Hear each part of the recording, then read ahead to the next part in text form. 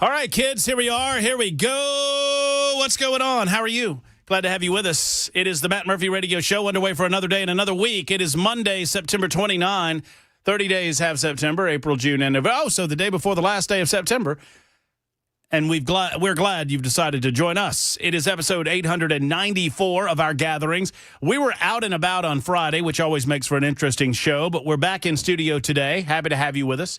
Whether you're listening on 99.7 FM from Alabama to Kentucky and all points in between, we thank you for that. We are also found on, of course, a number of sites on your various apps, whether it's Spotify, TuneIn, iHeart. You can find us there. We have our own app.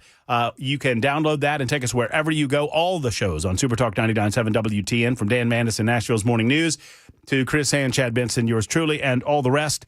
We're there on Super Talk 99.7 WTN. And then, of course, Talk TV. For you masochists in the listening audience that want to watch television or radio on television, you may do so by dialing us up at Super Talk Television's, what is that? YouTube, Facebook, Twitter, Twitch. That's right. YouTube, and Rumble. And Rumble. Yeah, if I don't start correctly, I get all discombobulated and screwed up. I've already screwed the show up, and I'm sorry. I've ruined the perfect show. Well, let's go home. You know, let's go home.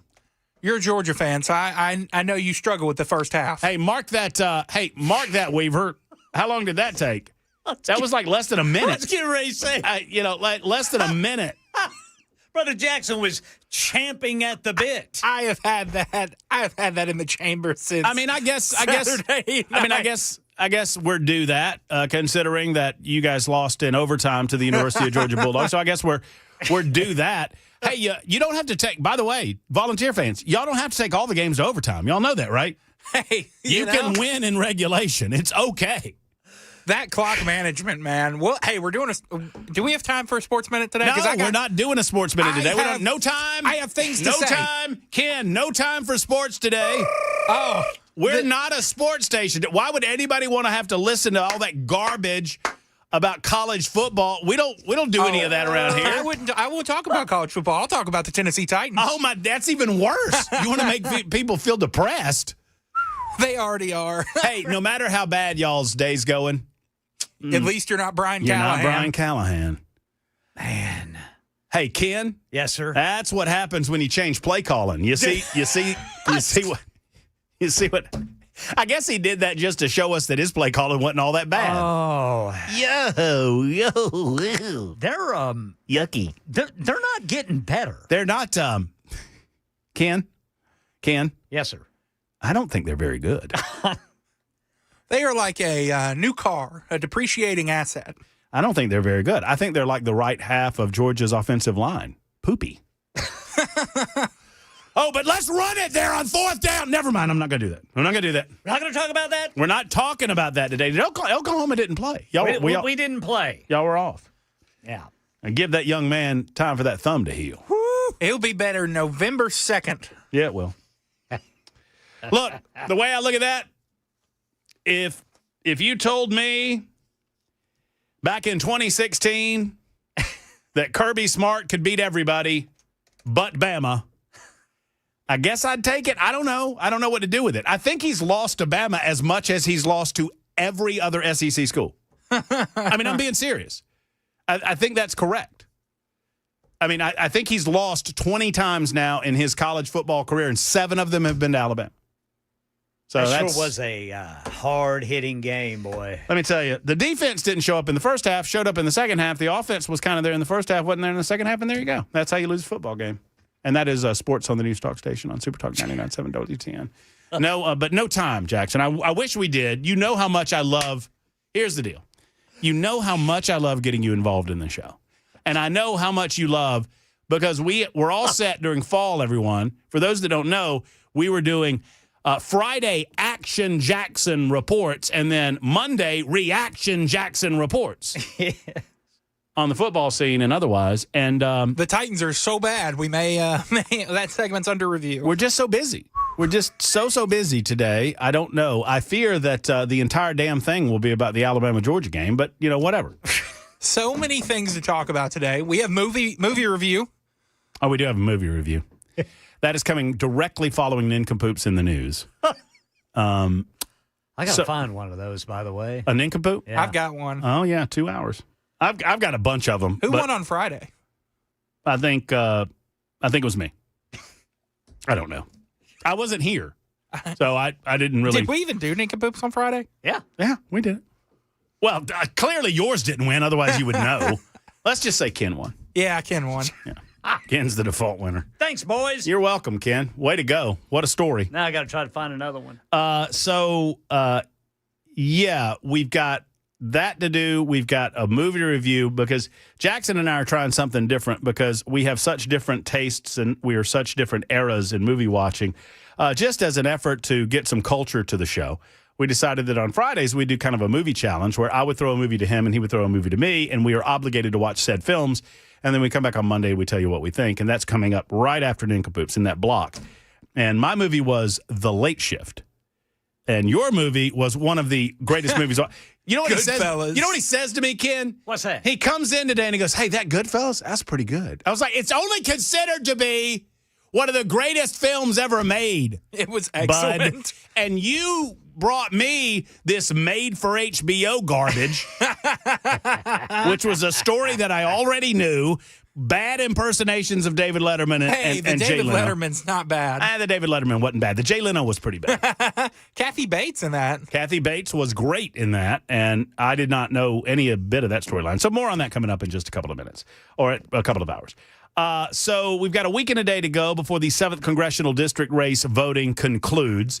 We are told that voting is woefully low in this race. Not a lot of people know about it, despite the fact that we've tried to talk about it as much as we can. We have another candidate that is stopping by, and I've got, Jackson, I've got something that you need to do, and I hate to put you on the spot here, but the Stewart Parks folks reached out to me last week, and I have failed to get him back. We need to let him know that I'm out for the rest of the week. So if he wants in, he's got to get in like Monday of next week. Okay. Will you send me that? Yeah, I'll send it to you. Because, we try to honor, those folks that are requesting a little bit of time.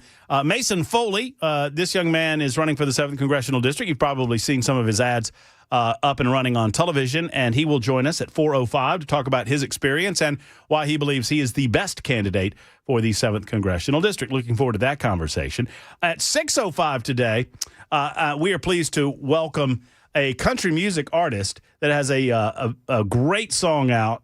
He wrote it in honor of Charlie Kirk. The artist's name is, Jeff Bates. And he honored Charlie Kirk. Jeff has been on the music scene for a long time now. He tours all over. And we are proud to have him in at 6:05 to play the song that he has written to honor Charlie Kirk. And it's a very good one.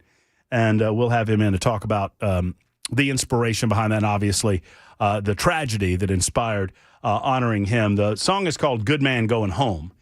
And we'll play it for you at 6:05 this evening on Super Talk 99.7 WTN. Portland, Oregon has officially freaked out over the idea of the National Guard coming to their city to protect federal assets. We will discuss that at some point over the course of the day today. Is it possible, by the way, to get it any hotter in here? Could we get it because it's only like 98 degrees in here. Could we get it? I'm going to turn this on. That's hot. Matt's going to have a little warm in there? I mean, it's steamy. You might have to open up that door, Brother Murphy. Open up the door, or maybe the windows. Yeah, the windows. Open up yours, Ken. I can. I don't have a window. Oh, Matt, just like the Georgia Bulldogs this weekend, Matt couldn't take the heat. What? Jackson. Someone bring Jackson an extra strength step stool because he's reaching. You see what you're doing there? You kind of reaching for him, but that's just okay. Poking at you. That's good. That's what it's all about, baby. That's what it's all about. It's all about losing 24-21. It is. Well, it's all about this seething anger that has apparently been building with volunteer fans over the last several weeks. And now you feel like you can lash out in a way that your team was unable to do in overtime at Neyland Stadium. All I'm going to say is I would have made fun of you or Cameron. No matter who was losing, I was going to make fun of. If your team had shown this type of enthusiasm in overtime, y'all would be undefeated right now. I would trade losing to Mississippi State over and beating y'all. I would flip them. Would you? Oh, yeah. Okay. All right. Well, That's kooky talk. Well, I was at the Georgia game, Ken. K-O-O-K-Y, kooky. Buddy, Brother Jackson. what are you talking about? That would still be an L. I mean, right, because it's still an L, and at least you're losing to the respectable Bulldogs and not.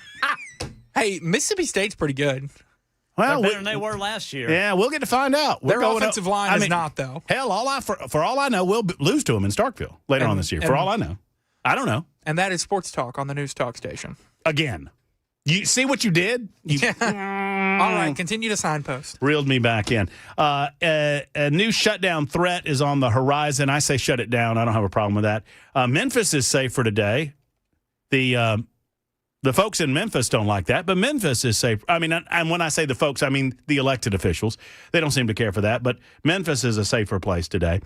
We will obviously break down the Michigan Mormon church attack.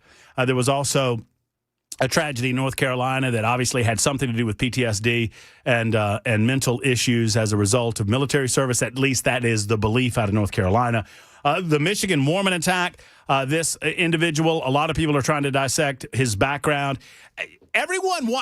This is one of the things that I would encourage you to stop doing on social media. Stop assuming just because someone attacks something or some group, it is automatically politically motivated. In some cases, those assumptions make sense. When Charlie Kirk was assassinated in cold blood in Odom, Utah, it made sense that you would suggest that that was a politically motivated attack. It does not necessarily make sense when a religious institution is attacked that is politically motivated. But liberals are so desperate to find right-wing violence in this country that they automatically jumped to that, oh, he's a Trump supporter, to the point that they're making up fake photographs and putting fake photographs online or whatever. I don't know if this guy was a Trump supporter or not. What we do know, less than around 24 hours or a little more than 24 hours after the attack happened, what we do know is that he had a major problem with the Church of Jesus Christ of Latter-day Saints, the Mormon church, and had for a long time. So we'll dissect that as best we can on the show today. Plus, there was a reaction to something that happened at Lipscomb Academy in Nashville online, and apparently Lipscomb has responded to the fallout of that, and we will talk about that today as well. Your telephone calls, of course, 615-737-9986, 615-737-9986. Always love taking telephone calls all throughout the course of the show. It is my favorite part of the show, having an opportunity to speak and have a dialogue with you, and we do that each and every day on the Matt Murphy Show on Super Talk. You can also hit us up if you're not the talking type on the Super Talk text line. That is 615-737-9986. Same telephone number. Notice that. You can find me on social media platforms at Matt Murphy Show. That's at Matt Murphy Show. As I mentioned during our conversation with Chad Benson, I am out for the latter part of this week. I am honored to be traveling, getting in the car and driving to Fort Leonard Wood, Missouri, as I will be attending my nephew's graduation from basic training. The whole family going over. And that's a very exciting trip, considering how proud we are of young Alex, who will soon to be Private Alex. He is graduating Thursday morning, and so I've got to take the afternoon to get over there tomorrow, or rather Wednesday, and then taking Friday off. And I've never been to St. Louis. I think I've been through St. Louis once. Never been? I think I've been through. So I don't count that. You going to the Arch? Yeah, you got to go to the. I've already got my time scheduled Friday morning. Too bad the Cardinals are bad, or you would maybe get to catch a playoff Are game. Are they out of the playoffs? Oh yeah, they're terrible. Okay, all right. Well, I mean, I didn't know.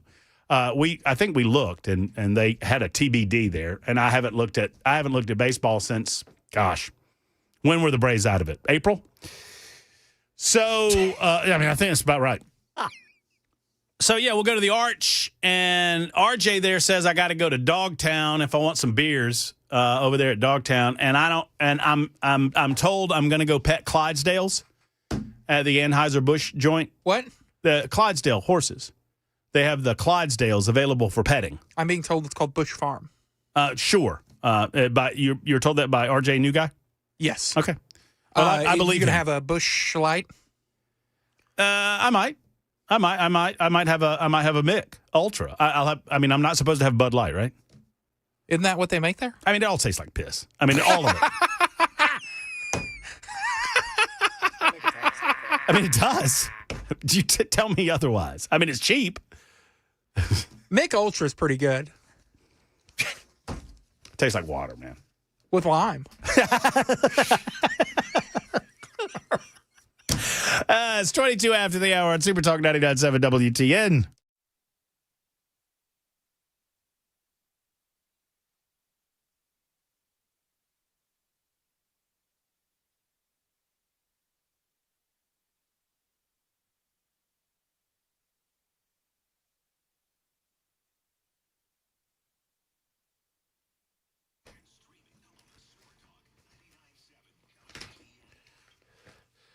What's up, folks? Matt Murphy here for our friends at Stoltz Co. So if you're thinking about building a structure on your property, you know how it goes, right?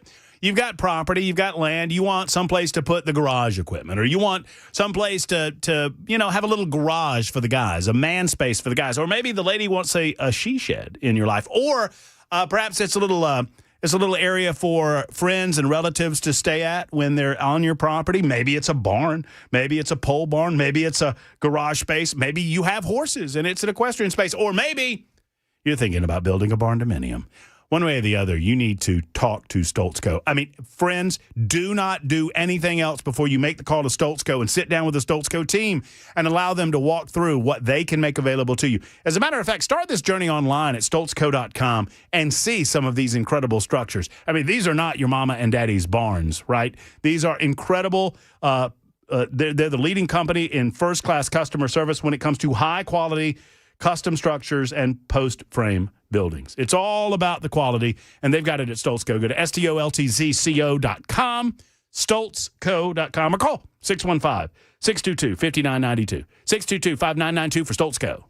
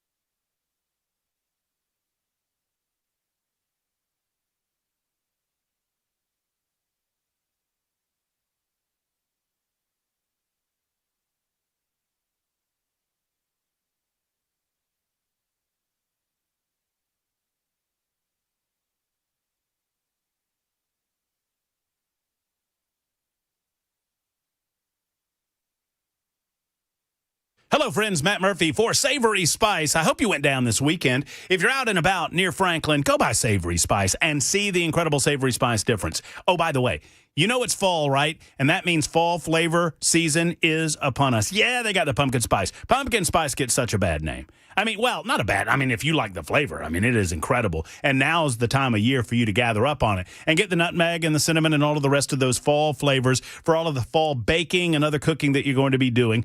Whatever it might be, they've got the flavor of your choosing at Savory Spice. Plus, if you're not a cook and you want to be, they've got the Spice and Easy line where you can put items. All you got to do is read the back of the package. You don't have to worry about measuring spices or whatnot. They've already done all of that for you with the Spice and Easy line of products at Savory Spice. Something for every taste. They've got it at Savory Spice. And oh, by the way, just because they have the best shop around, just because they have the best flavors around, just because they have the best spices around doesn't mean that they're most expensive either. Savory Spice can prove otherwise. Go by and see Holly and David, local owners, I should say, of Savory Spice today. Just off the square in Franklin next to Gray's Pharmacy. Tell them Matt Murphy sent you to the delicious Savory Spice.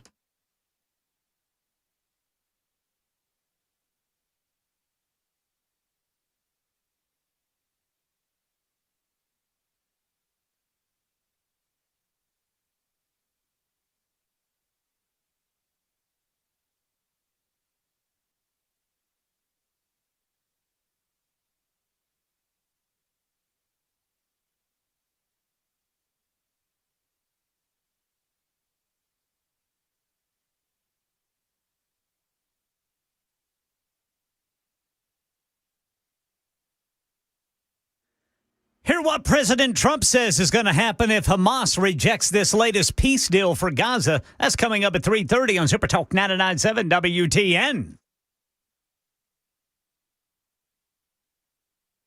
Super Talk 99.7 WTN. I'm woefully behind. I've done nothing that I need to do to prepare for the show today so far. I got nothing open. I mean, what am I doing over here? Unprepared, like the Georgia Bulldogs defense in the first half. Oh, my God. This is going to get old. It's going to get, I mean, can we get them all out now? Yeah, it'll be the 3 o'clock hour. I mean, is that it? Yeah, we're having a congressional candidate in the second hour, so I'm going to be respectful. You're going to be on your P's and Q's? Yes. Mind your P's and Q's? Mm-hmm. Uh-huh. Going to be a good boy. You know where I hear that comes from? What? Mind your P's and Q's? Oh, tell RJ don't mind us. We're just trying to do a radio show. Don't worry about him. Y'all can talk.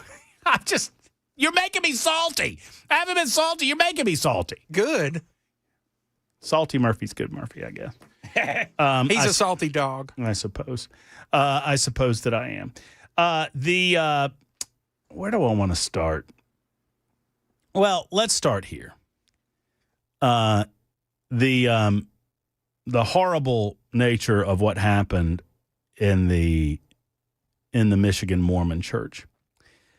So there was a press conference earlier today, and the report was that they found multiple improvised explosive devices in the truck belonging to the alleged gunman. I guess you got to say that, I guess. He's dead now. Who crashed into the Church of Latter-day Saints in Grand Blanc before opening fire on a crowd of worshipers. That truck was apparently loaded with explosive devices. The Bureau of Alcohol, Tobacco, and Firearms said that there were 4 IEDs found in Thomas Sanford's truck after it crashed into the church. The IEDs were made of a consumer-grade firework and smoke canisters stuck together. No possible way of knowing what the intent of that was. It was obviously to do harm and damage. The FBI has conducted more than 100 interviews as it continues to investigate the deadly shooting Sunday. The acting special agent in charge of the FBI's Detroit field office, Reuben Coleman, said that investigators were trying to determine what motive there was for the attack. In the past 24 hours, our investigative squads and specialty teams have all been out all night exhausting leads, some of which are coming in from the public via tips. The FBI is investigating the shooting as an act of targeted violence. In other words, it was not a random act of violence. He targeted the church. He wanted to attack the church. And, they hesitate to assign motivation based on speculation, which is good. That's what you would expect out of a responsible investigative agency. We in the general public speculate randomly and rampantly and probably far too much. Because of the immediacy of information, when you have a lack of information, it leads to speculation. And oftentimes it is a more difficult or time-consuming task to put together motivations behind the nature of these attacks. It's easy for us to speculate on what the motivations might be. It is more difficult to put all of those pieces together and to concretely determine what the motivations actually are. We will continue to break it down for you. If you'd like to comment on it, 615-737-9986. Love to take your calls. Open up those phone lines. It is 3:30 on Super Talk.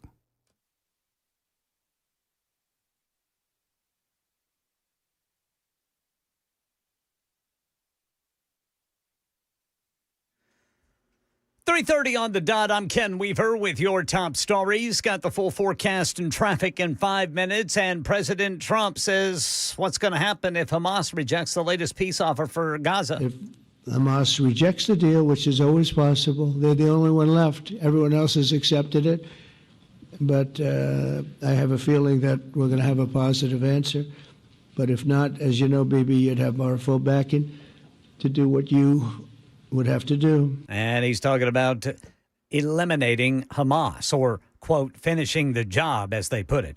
The man accused of killing Charlie Kirk appearing virtually today before a judge. Tyler Robinson's defense team looking for a preliminary hearing at some point in the future. Here's ABC News legal contributor Brian Buckmeyer on the preliminary hearing. I think it's going to be a great source of information for them. They're going to get to know what kind of information in terms of how someone testifies, how they respond to them being questioned by the specific attorney, what information they'll get out. And if they can try to navigate and see where the weak spots are in the prosecution's case, those weak spots that cannot be corrected, I think it'll help in terms of negotiation down the road. Well, his next court date, now October 30th, during which Robinson will appear in person. That's the latest news. Traffic and weather next. I'm Ken Weaver, WTN News.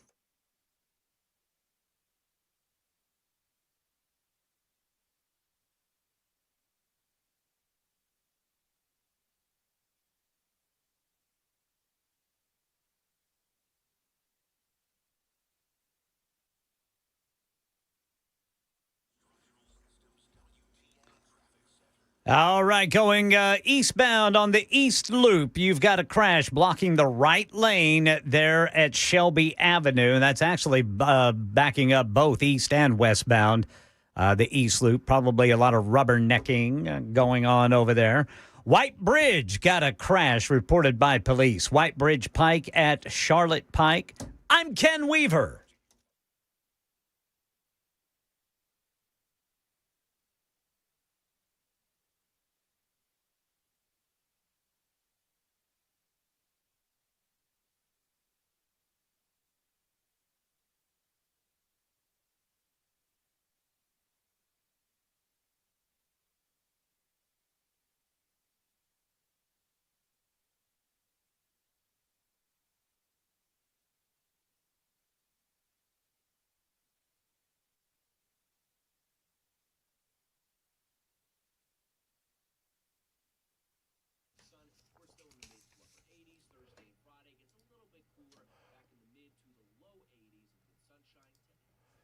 Hello, friends. It's Matt Murphy. Seed season is here. Now, I did not know that there was a seed season until I talked to the professionals at Dickens Turf and Landscape Supply, and now I do.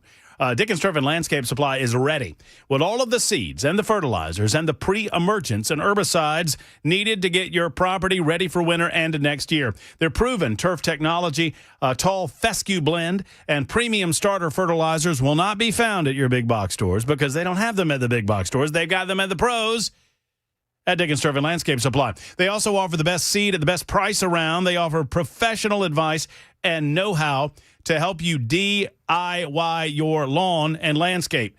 Here's the deal, folks. Go where the pros go. Dickens Turf and Landscape Supply. The professionals know where the professionals go, and that's Dickens. And I'm here to tell you, you need to prep this lawn for the fall and for the winter to make sure that it is the quality that you want. And you do that at Dickens Turf and Landscape Supply. So, 8 convenient Middle Tennessee locations. Find them online at DickensSupply.com. And for any of those locations, go to DickensSupply.com. And when you stop by, tell them Matt Murphy sent you to Dickens Turf and Landscape Supply.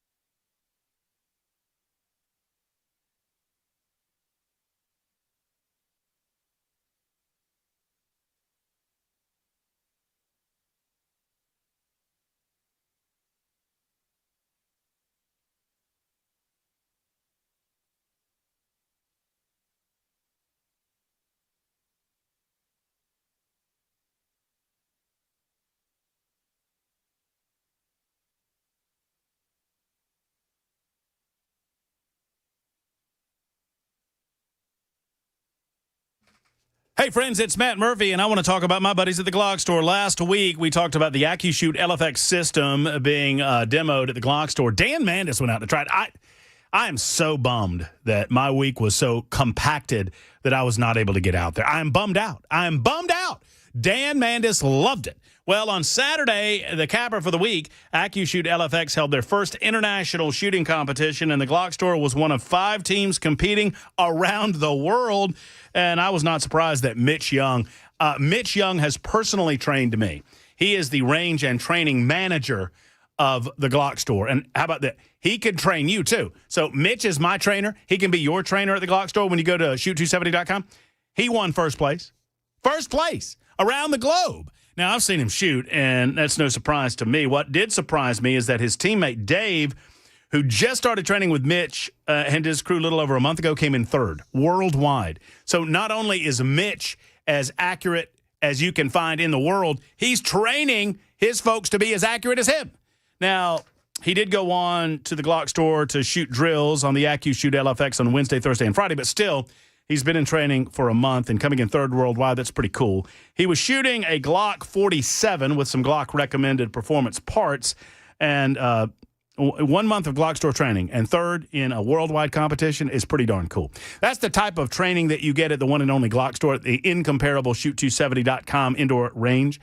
And it's why I recommend them. It is proof in the pudding, as my grandma used to say. Minutes away from the airport and worth the drive from anywhere. Ladies and gentlemen, it's the Glock store.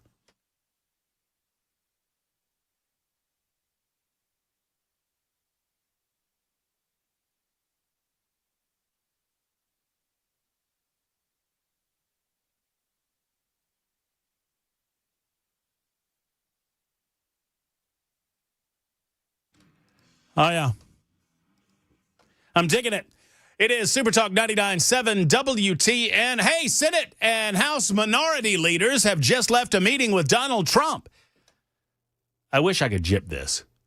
JIP, standing for Join in Progress. I don't have it. The only place I've got it's on television. What channel? It's on the hashtag never. You know, those guys. 13 is the channel. I was unable to get to it. I was unable to get to it in time. But they're currently yapping about whatever they say. You know, they're trying to avoid a shutdown, which I say bring it on. Everyone that needs to be made whole in these shutdowns is always made whole. Every single one. All the military personnel, all the essential government employees, all of those folks that are, you know, necessary to the function of the federal government, they're always made whole. And so they hold these shutdowns over us as if these are going to be catastrophic events. They are not catastrophic events. Can you jip that? All right, let's join this in progress. Here's Representative Hakeem. No, I'm sorry. Chuck Schumer is stepping up to the microphone. Let's listen to old Chucky. What's happening in healthcare. And by his face and by the way he looked, I think he heard about them for the first time. The closing of rural hospitals. The fact that so many clinics are closing. And I don't know if he knew this before, but the fact that people will pay $4,000 more a year, $400 more a month, close to $5,000 more a year on their health care premiums if we don't do anything. And people don't know what to do.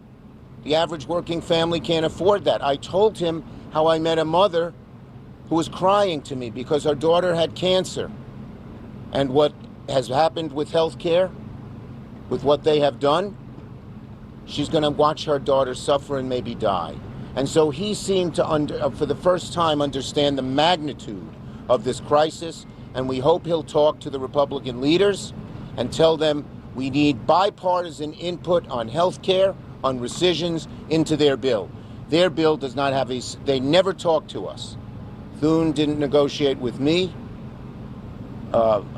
Johnson didn't negotiate with Hakeem. And on the key issues, the Appropriations Committee, which has talked about 3 of the smaller bills, they're good bills, they said the appropriators couldn't agree and said kick it up to the 4 leaders. They still haven't talked. And let me say, we're deadly serious about addressing the Republican-caused health care crisis because it's a deadly serious issue for the American people. Largest cut to Medicaid in American history. Hospitals, nursing homes, and community-based health clinics closing right now.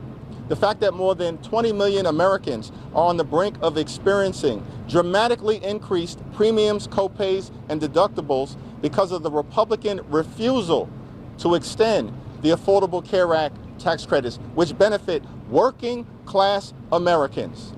And we pointed that out. I pointed that out. Working class Americans, their health care, that's what we're fighting to preserve, to defend, and to strengthen.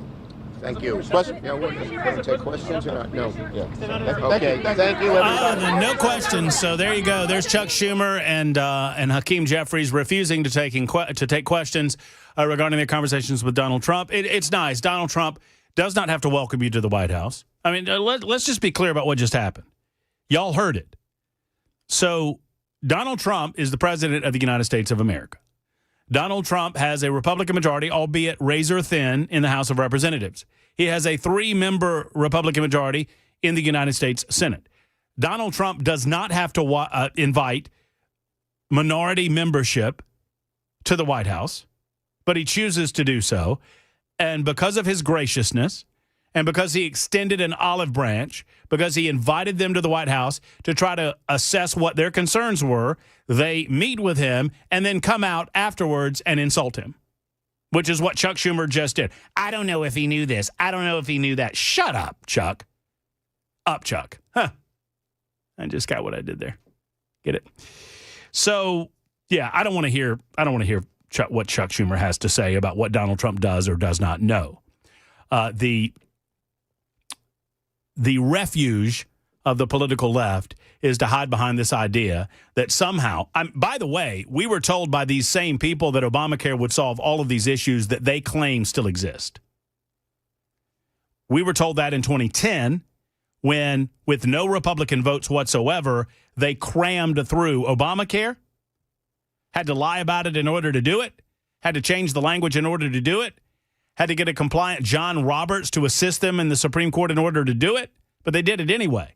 And Obamacare has not done anything to help those people who are suffering from medical maladies alleviate any of that suffering, and it's done nothing to alleviate the health insurance problem. We don't have a health care problem. We never had a health care problem. We have a health insurance problem in the United States, and we recognize that. But none of what the Democrats are nothing that the Democrats are trying to do is eliminating the health insurance problem that we have. What Democrats want to do and what Obamacare managed to do, and I predicted it at the time, Obamacare made the situation worse. It was designed to make the situation worse. By making the situation worse, Democrats believed that they could then come in and say, it's not gotten better. What we need to do now is to go ahead and do what we wanted to do to begin with, and that is to create a single-payer system. What is single-payer? Single-payer is government-run health care, which works nowhere better. It just doesn't. People from Canada and people from elsewhere around the globe come to the United States of America in order to receive health care because they cannot receive the same quality of health care in those places based on their socialist system of health care. All right, so there you go. J.D. Vance is speaking. Yeah, I kind of want it. I kind of want a little bit of that. Yeah. The 8 months that we've been in office, but every single thing that they accuse about being broken about American health care is policy the Democrats have supported for the past decade. So if they want to talk about how to fix American health care policy, let's do it. The Speaker would love to do it. The Senate Majority Leader would love to do it. Let's work on it together, but let's do it in the context of an open government that's providing essential services to the American people. That's all that we're proposing to do, and the fact that they refuse to do that shows how unreasonable their position is. I think we're headed to a shutdown because the Democrats won't do the right thing. I hope they change their mind, but we're going to see. I'll let the Speaker say a few words.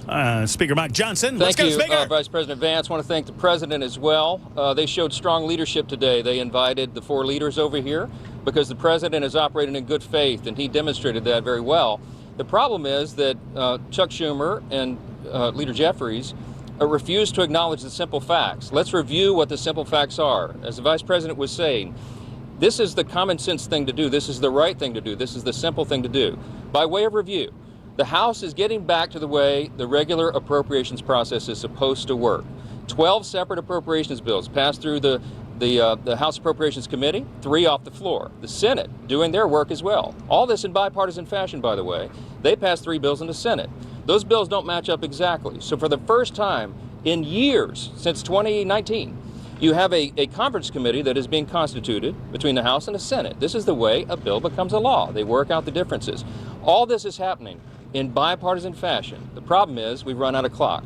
September 30th is the end of the fiscal year, so we need a little more time. So what we did in the Republican majority is the right, responsible, simple thing. A clean, continuing resolution, a short-term, nonpartisan continuing resolution. It's only 24 pages in length. Leader Thune has a copy if you want to see the exhibit. There's nothing partisan in here. No policy writers, none of our big party preferences, because we want to do the right thing by the American people and allow more time for negotiation. Now, there's a reason that Chuck Schumer and Hakeem Jeffries have come out here, stomped the feet, saying that they can't go along with this. They're trying to bring in extraneous issues. They issued a counter proposal. You should go take a look at what they requested. $1.5 trillion in new spending that is unrelated to the ongoing appropriations process. They wanted to, as you said, restore taxpayer-funded benefits, okay? Hard-working taxpayers in America. They want to take your funds and give that for benefits to illegal aliens. They want to restore that because we got rid of it. They want to prop up left-leaning media outlets. $500 million they threw in on top of that. $1.5 trillion on a 7-week stopgap funding measure. We're not going to do that. They know we can't do that, and we never have in the past. During the Biden administration, there were 13 threatened shutdowns. The Republicans in the minority did the right thing. We kept the government open. We're simply asking for the Democrats to do the same. Again, I want to thank President Trump for the strong, solid leadership. He listened to the arguments, and they just wouldn't acknowledge the simple facts. I want to thank Vice President here for showing his leadership as well. If the Democrats make the decision to shut the government down, the consequences are on them, and I think it's absolutely tragic. We've never said that was a good idea. We never believed it is. And I want you to remember, when we voted in the House, we passed it out of the House. The House has done its job. We did that almost 2 weeks ago. Every Democrat in the House except one voted to shut the government down. That is the record. And don't forget it. I'll ask Leader Thune to step in here. Well, thanks, Mr. Speaker, Mr. Vice President. Hey, Senator this right John here, ladies and Thune. gentlemen, is what we're talking about. 24 pages. It's a continuing resolution to fund the government through November the 21st. I don't know where they're saying this is some huge partisan thing. This is something we do fairly routinely. And when the Democrats had the majority on 13 different occasions, they had the majority, President Biden was in the White House, we passed continuing resolutions to fund the government. This is purely and simply hostage-taking on behalf of the Democrats. The Republicans are united. House Republicans, Senate Republicans, President Trump. The House has passed a clean funding resolution to fund the government until November the 21st. It's clean, it is bipartisan, and it is short-term. But it gives us enough time to finish the appropriations process, which is the way we should be funding the government. So Republicans in the House, in the Senate, President United, they've passed the bill. This is sitting right now at the Senate desk. We could pick it up and pass it tonight. We could pick it up and pass it tomorrow before the government shuts down. And then we don't have a government shutdown. It is totally up to the Democrats, because right now they are the only thing standing between the American people and the government shutting down. We're all in favor of funding the government, and this is something that's been done routinely 13 different times by the Democrats when they had the majority. So it's to me, it's purely a hostage-taking exercise on the part of the Democrats. We're willing to sit down and work with them on some of the issues they want to talk about, whether it's the extension of premium tax credits with reforms. We're happy to have that conversation. But as of right now, this is a hijacking of the American people, and it's the American people who are going to pay the price. Russ, you want to say a few words? Sure. We want to keep this government open. It is not good for the American people to have the government shut down for any Office period of of time. Management and Budget, we by the will way. manage it Russell appropriately, Vaughn. but it is something that can all be avoided. It can all be avoided by accepting a reasonable position, which is what the House has passed and what sits at the Senate desk, which is to continue to fund the government with a short-term continuing resolution. It has never been a viewpoint that $1.5 trillion is a reasonable amount of spending to be included on a short-term CR. This is hostage-taking. It is not something that we are going to accept. And we hope that the Democrats come back from the brink, fund this government, and allow us to move forward. Thank you. Great. Mr. What's Vice up? President, so just to be clear, They're taking a few questions. We'll hold here for just a minute or two. And you mentioned you believe that we are headed toward a government shutdown. Is the federal government preparing to fire federal workers if the government does indeed shut down? Well, first of all, we have to keep essential services functioning as well as possible if the Democrats shut down the government, and Russ has been tasked with making sure that's possible. Now, you asked about negotiations. One of the things I admired about the president, but frankly the entire team's approach during the conversation we just had with Chuck Schumer and Hakeem Jeffries was, they have some crazy ideas. Giving taxpayer money to illegal aliens for health care, that's a crazy idea. Funding transgender surgeries in Peru, that's a crazy idea. But they had some ideas that I actually thought were reasonable, and they had some ideas that the president thought was reasonable. What's not reasonable is to hold those ideas as leverage and to shut down the government unless we give you everything that you want. There were multiple times where Leader Jeffries or Leader Schumer would say, you know what, we should be doing this, and the President of the United States would say, yeah, absolutely, let's have that conversation, but we're going to do it in the context of the people's government being open. We're not going to let you take the people's government hostage and then give you everything that you want. And that's really the state of the negotiation. Yeah, let's have a conversation, let's have a negotiation, but we're not going to shut down the government because we won't give the Democrats everything that they want. Caitlin. Can you respond to what Senator Schumer said? Respond to what Senator Schumer said, that there were aspects about health care ending for certain people that the president was learning about for the first time in that meeting. And was the president open to a deal on the ACA subsidies? The president was learning about it for the first time thanks to Chuck Schumer. But what I will say is, look, we have put a $50 billion rural He said hospital that wasn't fund going on, by the way. You into lost the the first part of big that. beautiful bill that we passed a few months ago,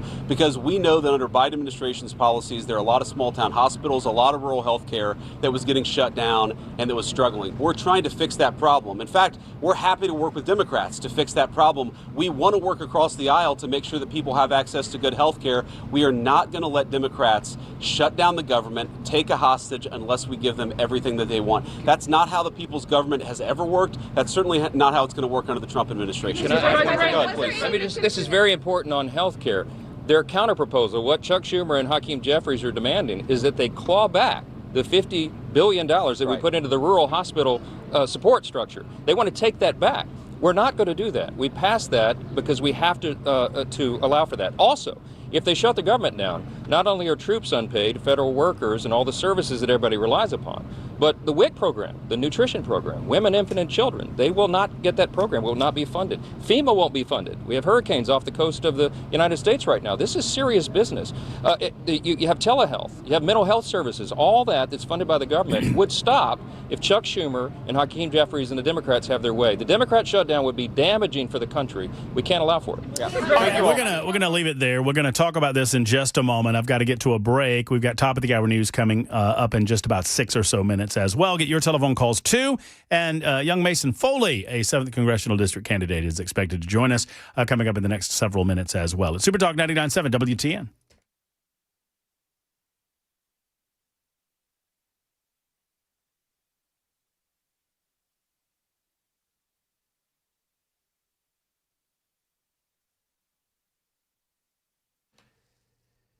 Hello, friends. It's Matt Murphy. And gentlemen, let me talk to you about your hair. I mean, have you noticed that it's going away? Have you noticed that, quote unquote, it is happening? Let's talk about it, because if you have noticed a loss of hair, then you probably are wondering what you can do about it. Well, I've got good news. If it's happening, if your hair's thinning, crown disappearing, hair loss, has you feeling like you're losing your identity, let's talk about the incredible yet simple one-day treatment that starts growing your own natural hair the very next day, and it's guaranteed to grow for life. I'm talking about the Advanced FUE procedure from Advanced Hair. We've all seen the pills and the lotions. They come with monthly subscriptions. They might help retain some of the hair that you still have, but they will never regrow the hair that you've already lost.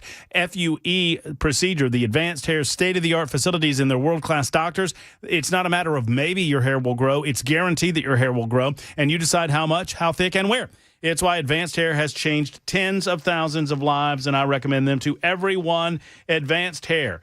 Free consultation, $250 off, and 250 free hair grafts available at 629-348-HAIR, 629-348-HAIR, or online at advancedhair.com.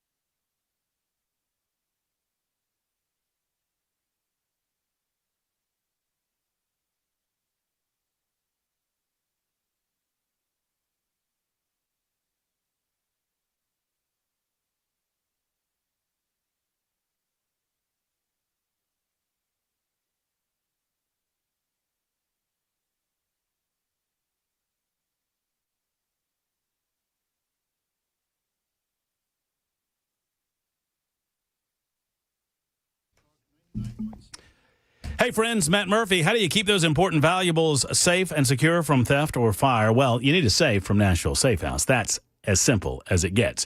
Mark and his team at Nashville Safe House will help you secure those valuables. They'll help protect you from all things that want to come at you in your home, and they do so with a quality safe from Nashville Safe House. I'm talking about the largest safe specialty company in the Southeast, and I would put them against any other company in the United States of America, and that means the world. We're talking about the best selection of Browning, Fort Knox, Champion, Superior, Rhino, and the list goes on and on. They've got the right safe for you. Over 200 in stock on the showroom and well over 200 back in their warehouse as well. They've got a lot of safes. They've got the right one for you. Plus biometrics, vault doors, tornado shelters. It's what they do at Nashville Safe House. A first-class delivery crew will deliver your safe, not some third party that's a secondary hire that nobody knows. They don't let crackheads deliver your safe. That's the bottom line. That's the way Mark likes to say it. Plus, gun safes are always sales tax-free at Nashville Safe House. Go to NashvilleSafeHouse.com, NashvilleSafeHouse.com, or on the road on 4th Avenue South in Nashville.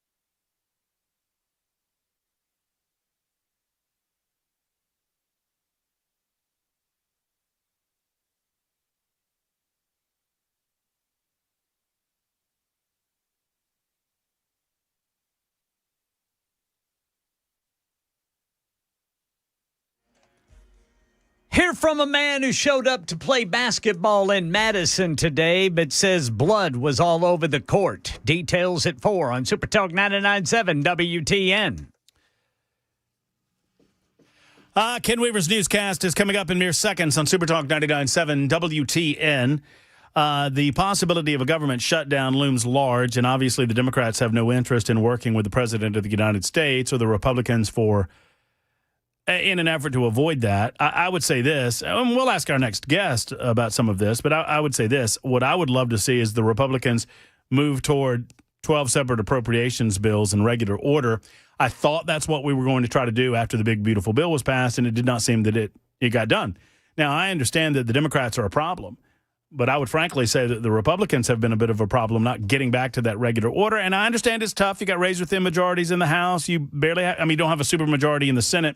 So it's difficult to overcome a filibuster. I understand the objections. I just get frustrated by the entire process. These continuing resolutions wear me out. All right, here comes Ken Weaver. News time on Super Talk 99.7 WTN. You're listening to The Matt Murphy Show on Super Talk.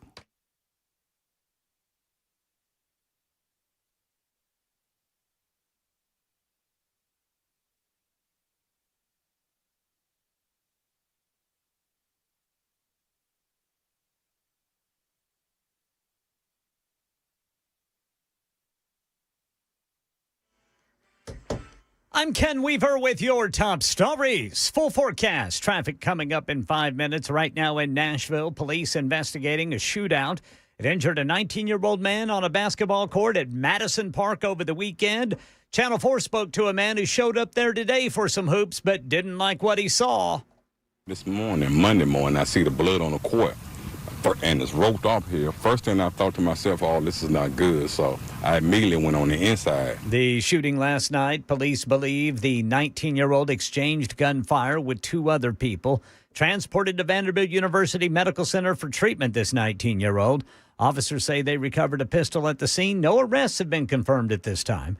Cheatham County Schools is the latest district in Middle Tennessee to add weapons detection systems to protect classrooms. Here's Channel 4's Brendan Tierney. These open gate scanners are going to be installed here at Sycamore High School starting on Tuesday. Will eventually be used at all middle and high school entrances. In a letter to families, the principal says the systems will create a safer environment by keeping guns and other weapons out of buildings. Channel 4 says school resource officers with the Cheatham County Sheriff's Office say they hope all of the systems will be working by fall break.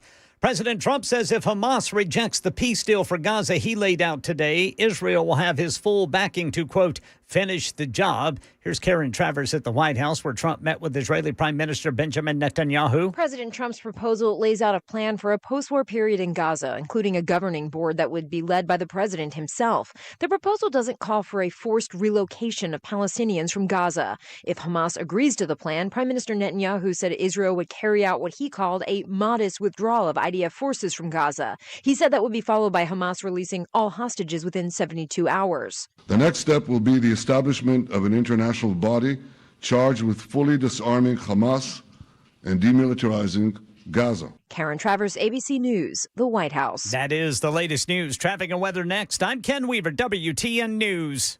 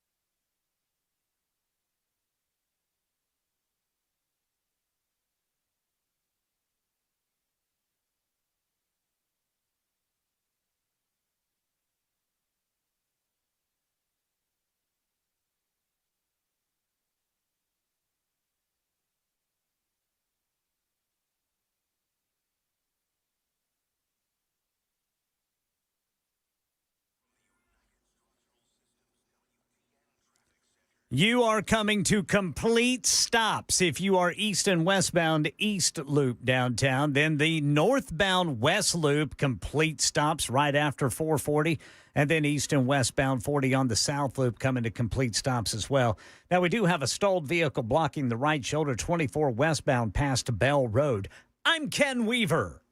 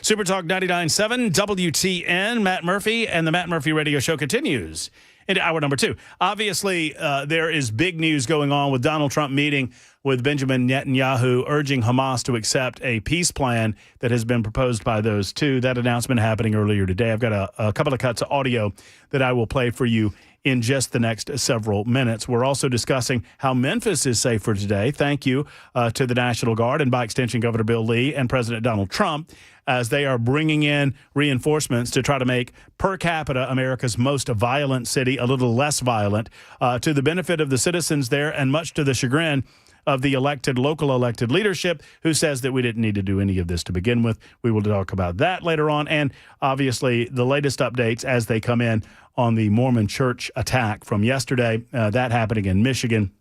We're monitoring that as well on Super Talk 99.7 WTN. Also monitoring the 7th Congressional District race. Believe it or not, 1 week and 1 day from now, polls will open officially on Election Day, despite the fact that we have ongoing early voting happening right now. And someone will be selected in the Republican and the Democrat primaries to face off in the general election happening this December. Not as much as we talk about it on our show, as much as Dan and Chris and Chad have discussed it. There is still there are a lot of people out there that do not recognize that a special election is going on.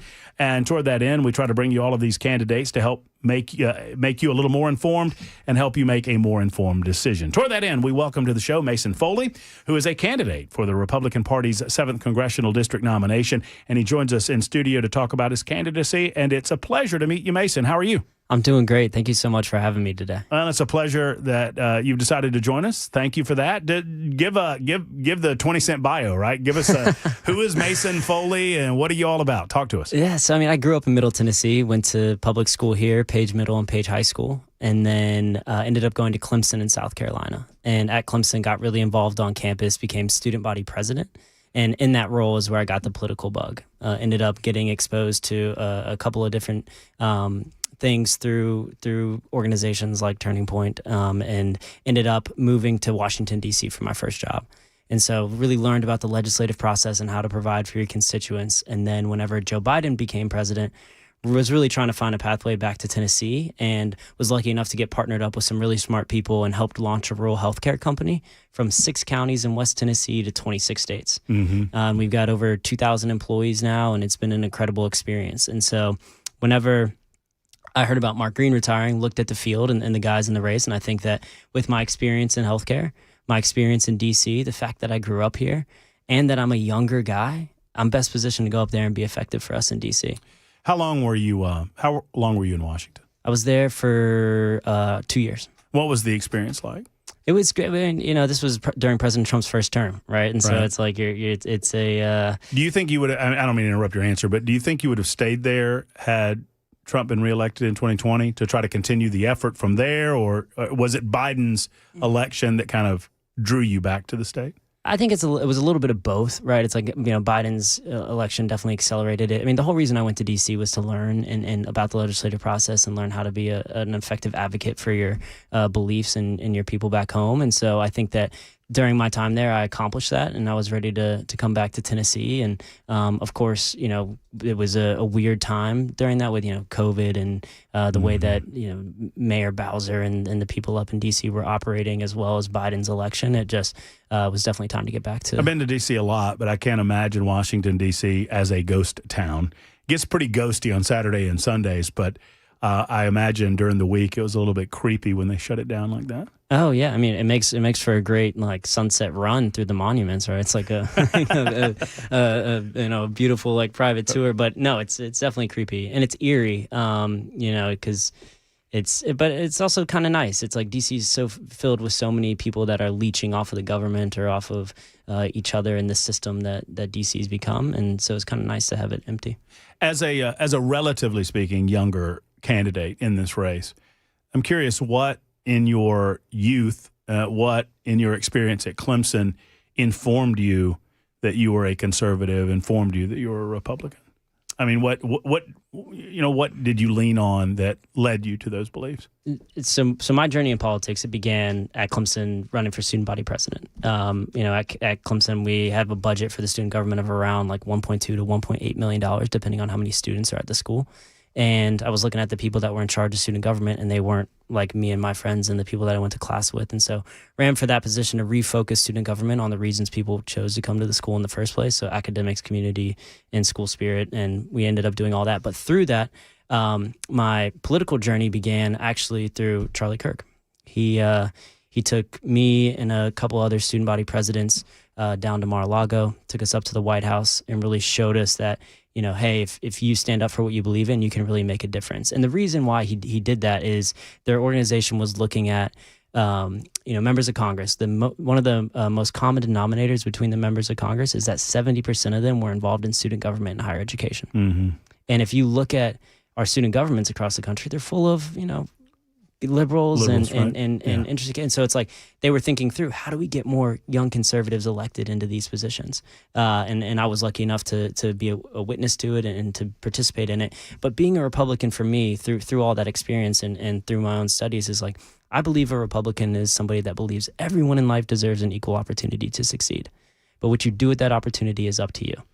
And then I think Democrats believe everyone in life deserves an equal outcome regardless of your opportunity. Right, it's the difference between equality and equity. Right? Exactly. Right. But I mean, I even love that opportunity word so much. I think that we should change the GOP from the grand old party to the grand opportunity party. Agreed. I like it. I like it. So hold on. Before we get away from this, so you graduated from Clemson. Correct. Okay. So are you asked on the trail about your football allegiances? I mean, here in Middle Tennessee, it's it comes up a lot. When I mention the word Clemson, everyone's like, "Oh," and I'm like, "Come on!" It's like you know what? We haven't been relevant in a while now. I mean, we've had the I blame you. You left South Carolina, and Dabo lost his fastball. Hey, listen, if it's up to me, I'd keep Dabo as long as Virginia Tech kept Beamer. Right? He's like, he won us 2 national championships. I'm more than so happy. you're a Dabo guy? I like Dabo. Yeah. Okay. I mean, Well, hey, I think the rest of the country's all good with that. Yeah. We're fine with it. Hey, he won us 2 national championships. I think we'll get back to it. But no, he's a great coach, and it's interesting whenever you don't have somebody to root for on Saturdays, right? It's nice for me with this race going on. I don't have to take a day off to focus on a football game. team. Yeah, sure. So trust me, as a Georgia Bulldog fan. I don't want to focus on football either right now. Certainly after this past At weekend. least you're still in the game, man. You can still make the playoffs. Yeah, well, that's true. We haven't lost 3 yet, but depending on how the season goes, we might be right there with you. So walk me through exactly what you did regarding healthcare when you came back to Tennessee. Just talk to me a little bit about that experience. So I was lucky enough to join Main Street Health. And so Main Street, we focus on rural healthcare, and we partner with existing primary care clinics, and we give them extra resources so their providers and patients can focus on care plans. And so we grew the business from 6 counties to 26 states and really learned about, hey, healthcare in rural New Mexico is a lot different than healthcare in rural Tennessee. Mm-hmm. And I was lucky enough to go to 23 states last year, all over the country, really interacting with these clinics and patients. And our healthcare system, it's definitely broken. I think that, part of the reason, why I'm running is I think that Republicans, we've lost the way on a lot of important issues for my generation. And I think that we need to have a good voice to bring those back in the forefront. Like, when's the last time you heard a Republican talking intelligently about healthcare? It's been... So what I do hear, I heard it just moments before you came on air. Yeah. I hear Chuck Schumer accusing the president of not being aware of rural hospital laws. I hear the Democrats trying to demagogue the issue when I lived through the advancement of Obamacare. Correct. and watched how, in my opinion, that led to ultimately the destruction of rural health care opportunities throughout the states and forced the states to make an unfortunate decision about whether or not to expand Medicaid or to continue down a path of free markets. And enforcing that decision, it led to some rural healthcare loss. Just give me an overview on, if you were in Washington, D.C., leading the 7th Congressional District, how you would attempt to lead the fight regarding revamping health insurance coverage and healthcare in rural areas. We need to start immediately with, this 15-minute healthcare doesn't work, right? You go in to see your primary care provider. You walk in, it's like an assembly line. They give you 15 minutes and they're in and out, and it's like they're focused on paperwork the entire time. I think that looking at things like transitioning to value-based care and making sure that providers are paid based upon the acuity of their patient's sickness and things like that will eventually move us onto a better path for our healthcare system. But to be completely honest, it's like we almost need to start from ground zero again. Like you said with Obamacare, it's like I think it was a huge mistake from us. Whenever John McCain did the thumbs down, and we had an opportunity to repeal and replace with the majority in the House and the Senate, and we didn't do so. And so I think like getting back to the place where you even heard in the debate with the president when he's like, we have a healthcare plan. It's like I do believe that there are a lot of intelligent people up in his administration thinking through these issues, but I think that we need to lead the way instead of letting the Democrats own it. We need to be the ones coming back and taking it for our. So it's been my experience in the lengthy amount of time that I've been doing this that you really have to boil it down to 25 words or less when you're messaging on an issue like this. How can Republicans, because they have been boxed into a corner by the Democrats, and I think incorrectly, as not really caring about the issue of healthcare and leaving people to their own devices. How would you repackage that message for your fellow Republicans to get it to the people that need to hear it? I mean, I'd have to rev on it, You know right? what I mean? You want like a quirky term, but I think the easiest way to describe it would be something along the lines of like putting patients in control of their care, right? It's like so much of this is, and what Obamacare and some of these other things have done is you've totally surrendered your care to the powers that be, but allowing patients to be in control of their health care is what we need to do. Right. So I've long preached, and you tell me if you think I'm right or I'm wrong. Mason Foley, by the way, 7th Congressional District candidate, our guest, but that we don't have a health care issue. We have the best doctors, we have the best facilities, we have the best nurses, we have the best structure. We have a health insurance issue. We have a pharmaceutical industry issue where you have the insurance company and the pharmaceutical industry who are in the business of collecting monthly payments and or issuing scripts as leading the way in this discussion, as opposed to doctors and patients, and to a certain degree government officials leading the discussion. I don't know how to deconstruct that and necessarily get those special interests less a primary part of the conversation and more to the side. I think they are an important part of the conversation, but they should not lead the discussion. Correct. Yeah. I mean, it even goes as far as I was talking to some guy on the trail, and he's talking about, he said, my wife and I, we had a baby, and they bring out the bill, and they didn't know that they didn't have their insurance in correctly, and it said like $6,000. He's like, wait, you don't have our insurance.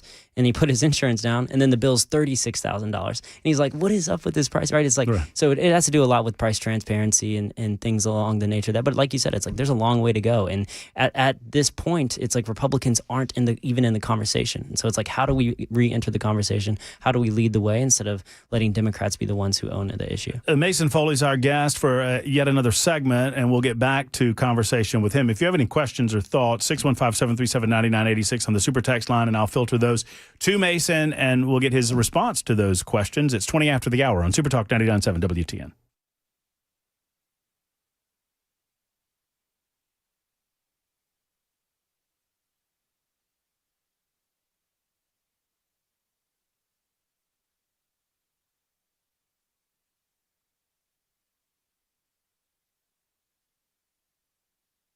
Hey, speaking of healthcare, Grace Point Healthcare is affordable, convenient, and comprehensive medicine delivered the old-fashioned way. And what that means is, and Mason Foley's not endorsing this message, but he and I were just talking about it, that at Grace Point, they are a direct pay primary care provider, meaning that no insurance company gets in the way between you and your doctor. No pharmaceutical industry gets in the way between you and your doctor. Those conversations that happen between you and your doctor are focused on getting you better, getting you to a better health point. And at Grace Point Healthcare, they're going to do anything and everything that they can to make that happen. They treat the whole body with a comprehensive medical approach, getting to the root of the problem, not just treating the symptoms. And in doing so, they cut out all of these other actors in this decision-making process, and it becomes a decision-making between you and your doctor, which is a wonderful thing. Now, obviously, you can file with your insurance company for reimbursement after care. That is the way that I believe it should be. That's the way Grace Point does their business. They're in Franklin, and they would love to take you as a new patient. You don't have to wait weeks on end, even for new patients. It is same-day or next-day service at Grace Point Healthcare. In the heart of Franklin, 599-6868, 599-6868. You really can't afford exceptional medicine at your convenience. It's modern medicine delivered the old-fashioned way.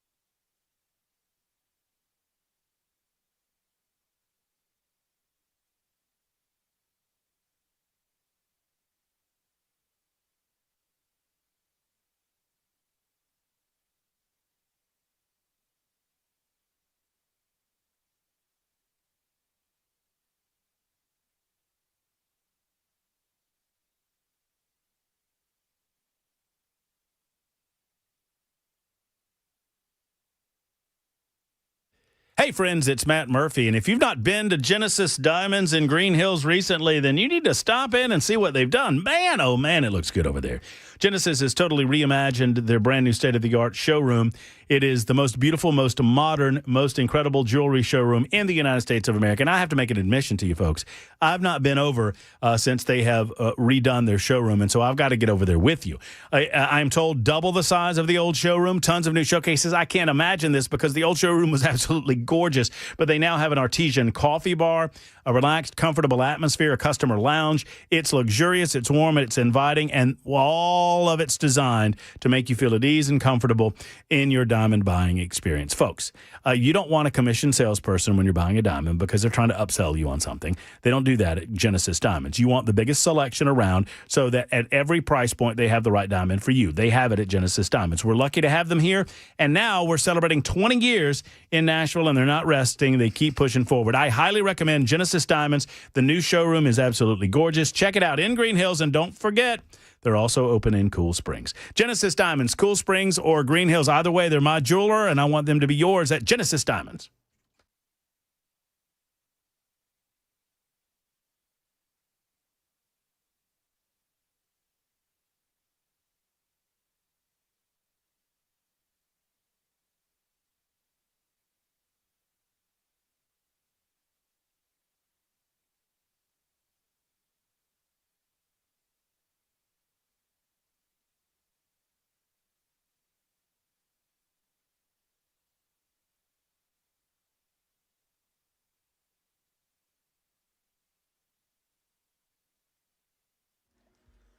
And another school district in Middle Tennessee adding another layer of protection for the classroom. We'll tell you about it at 4:30 on Super Talk 99.7 WTN.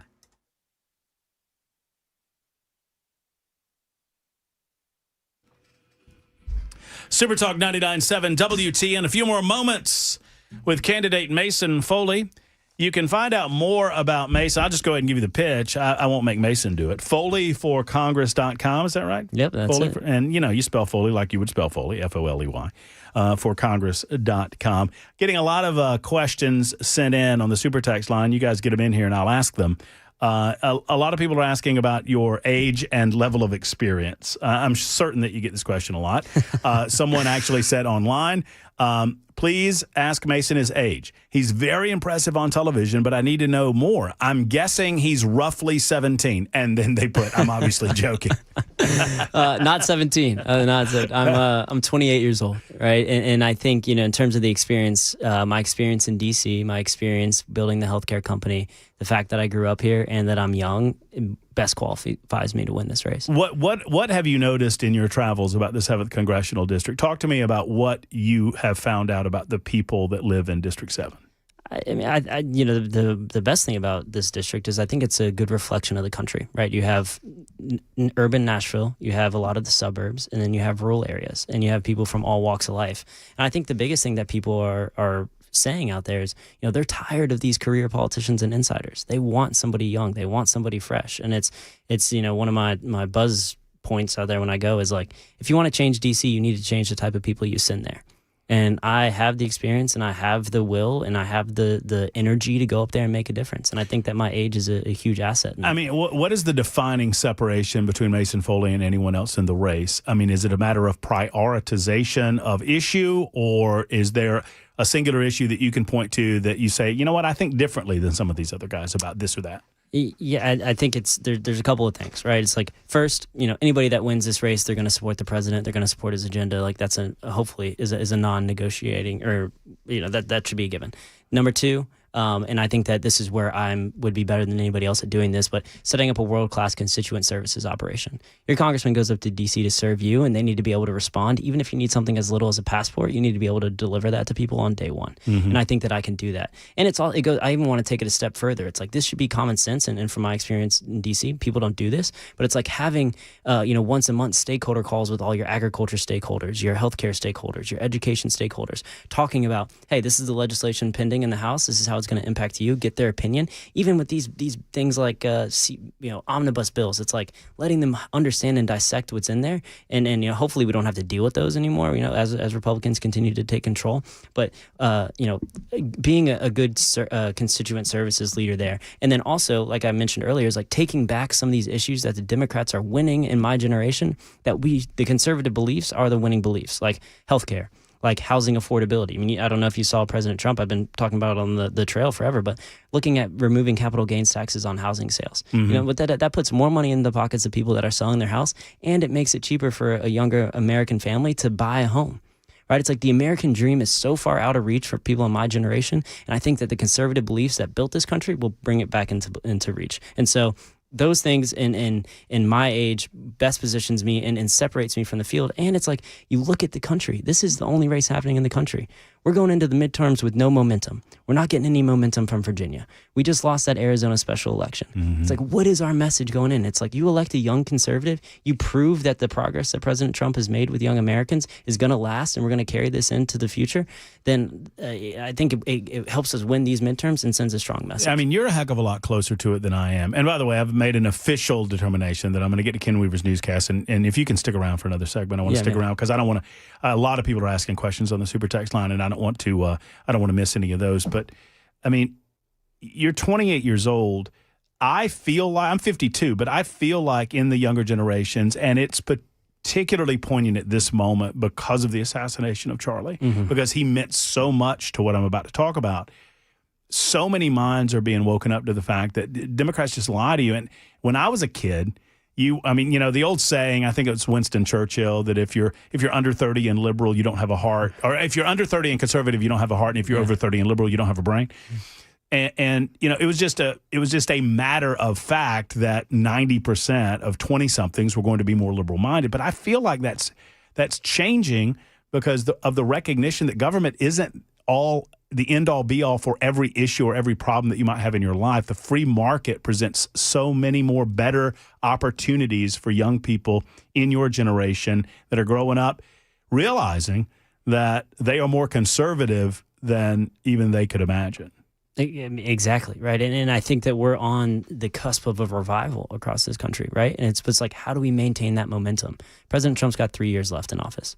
And it's like, what does it look like after he's gone? I mean, you even go back, I don't even know, what was it, 6 years ago? We're having BLM riots. People are wearing masks. It's like the reality that we were living in was chaos. And it's like, while our reality right now is good and optimistic, we need to solidify it up in Congress. It's like the younger voices up in Congress, AOC, Maxwell Frost, even this New York City mayor, he's 33 years old, right? Or the guy who's running for New York City. He's about to be mayor, sadly. 33 years old. It's Eric Adams, by the way, dumping out of the race over the weekend. But anyway, who's going to combat that who are our elected officials that are going to combat that? We have some good guys like Brandon Gill, of course, but it's like we need more reinforcements of younger people that can go against these guys. All right. In a moment, after Ken Weaver's newscast, we'll have Mason back for one more segment. I'll ask all of your questions right here.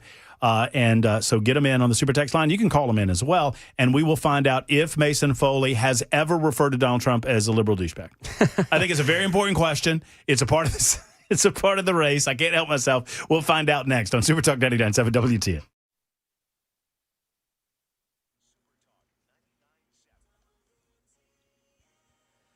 I'm Ken Weaver with your top stories. Full forecast and traffic in 5 minutes right here in Middle Tennessee. Cheatham County is the latest school district to install weapons detection systems to protect classrooms. Channel 4 got reaction from a couple of students there who are glad the district's taking these steps after what happened at Antioch High School, the shooting there. And I think once stuff like that happens, even if it's not at your own school, it kind of hits you with that realization that, hey, this tiny annoying thing every morning is absolutely worth it in the event of a disaster. So these open gate scanners will be installed tomorrow morning at Sycamore High School in Cheatham County. Officials say to arrive early in case of delays.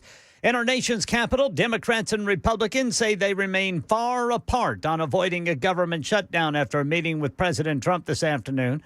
Also this afternoon, President Trump told what will happen if Hamas rejects the peace offer for Gaza he and Israeli Prime Minister Benjamin Netanyahu unveiled today. If Hamas rejects the deal, which is always possible, they're the only one left. Everyone else has accepted it.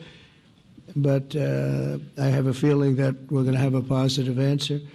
But if not, as you know, BB, you'd have our full backing to do what you would have to do. Man accused of killing Charlie Kirk made a virtual court appearance in Utah today. Here's Alex Stone. He sits before this court presumed innocence. In court virtually with audio only from the Utah County Jail, Tyler Robinson said just yes, Your Honor, when asked if he was present on the video link. Robinson's defense attorney said Robinson does not plan to waive his right to a preliminary hearing and asked for some time to go through huge amounts of evidence and witness statements. It's going to be difficult for us to give you a reasonable expectation of when we will be ready to do the prelim. Robinson's next court date was set for October 30th. The judge saying Robinson must appear in person at that hearing. Alex Stone, ABC News. That's the latest news. Traffic and weather next. I'm Ken Weaver, WTN News.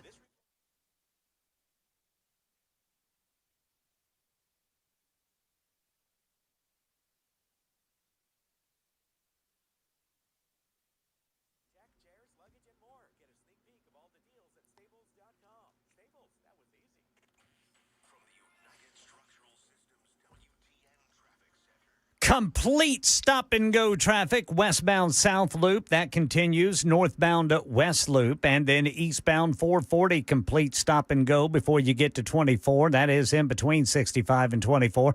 Northbound 65 up to the South Loop, complete stops. And now we got a crash, 40 westbound at Fessler's Lane, the center lane blocked. I'm Ken Weaver.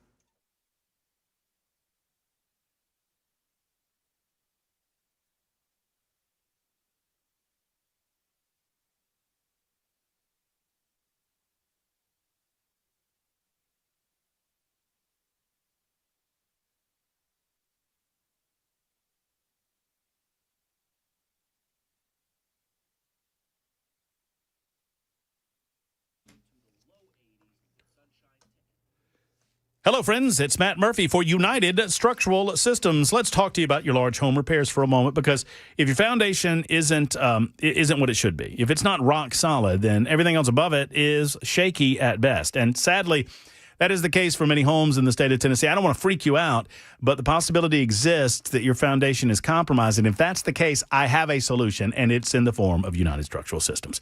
Since 1994, they've been helping people like you figure out exactly what's going on with their foundation, their waterproofing, and repairing what ails your home. Not trying to upsell you on anything, just they are problem solvers when they come out to your home. So if you have foundation issues, if you've noticed the telltale signs of foundation or waterproofing problems, now these are doors or windows sticking. Perhaps you've noticed a musty or moldy smell coming out of your basement or your crawl space. You've noticed cracks in your these telltale stair step cracks in the masonry joints. These are all signs that you might have an issue. These are early signs. So let's get with United Structural Systems and let one of their techs come out and see what's going on. Homeowners simply trust USS. For foundation repair, for concrete leveling, and for waterproofing, there's only one that I would recommend. United Structural Systems. USSTN.com or call 615-488-7855, 488-7855.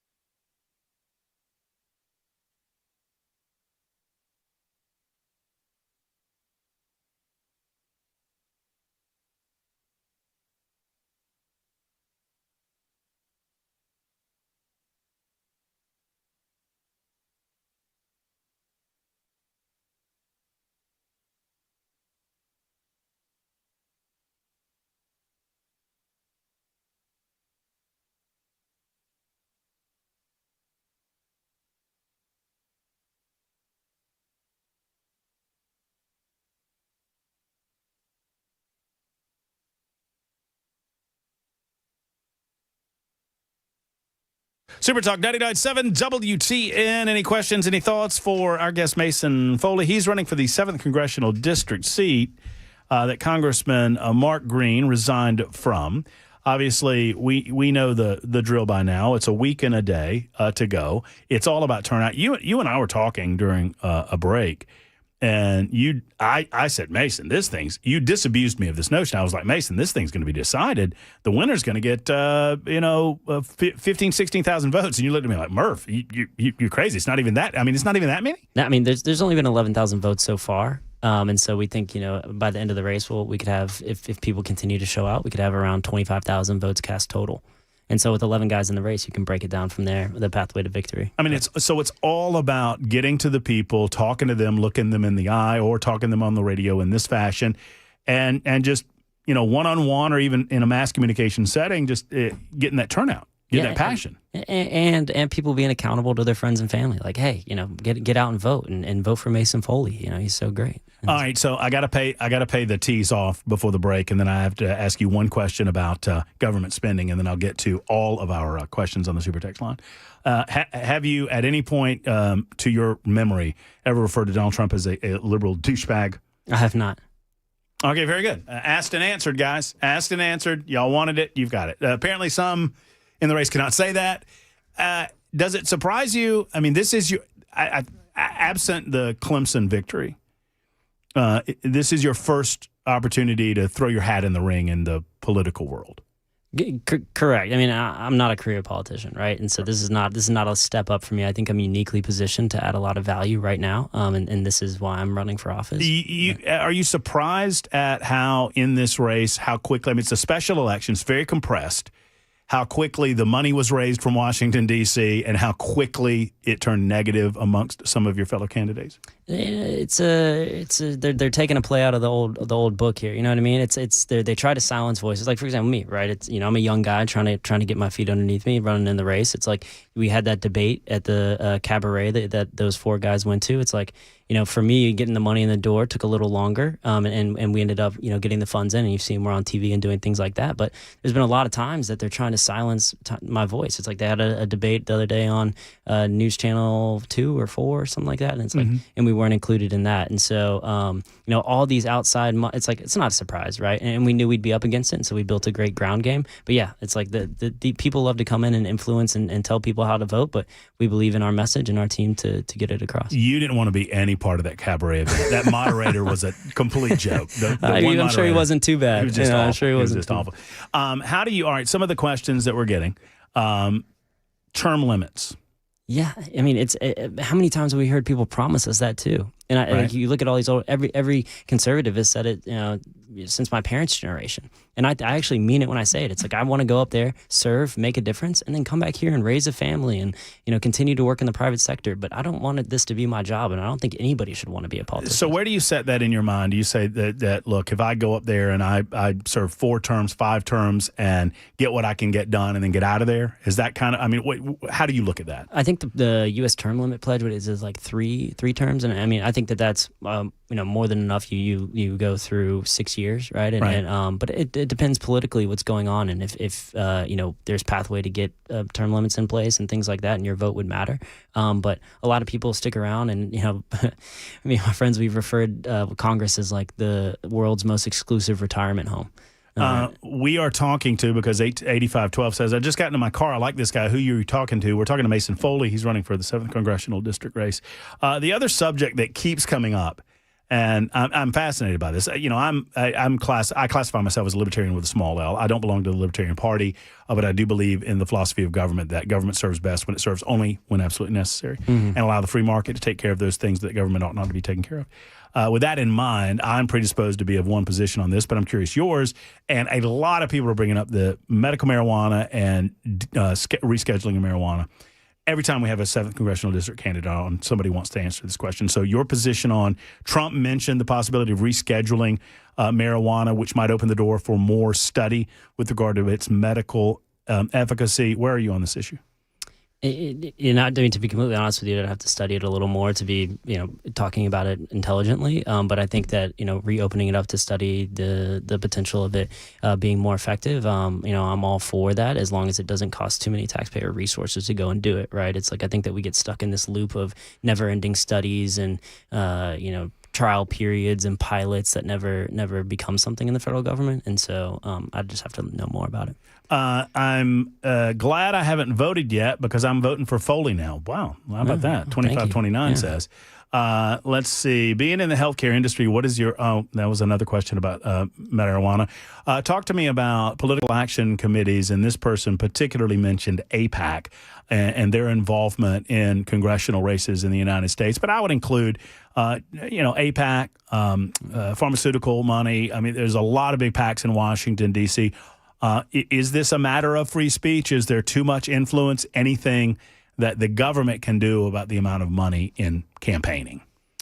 I don't have a specific solution, but it is definitely broken. I do side with the Supreme Court and their stance of, money is a form of free speech. But I do think that there are some things that we could do to potentially revisit the way we look at election funding. And because like you said, it's to be completely honest, it's like a lot of this outside money, they're propping up these campaigns. Without this outside DC money, you wouldn't even have heard of some of these candidates outside of their the things that they did before they started running. And so I feel like those people coming in and influencing us, as long as we know what's happening, I'm okay with it, but I think right now a lot of people don't understand who's funding and where the funding's coming from. They just hear the ads.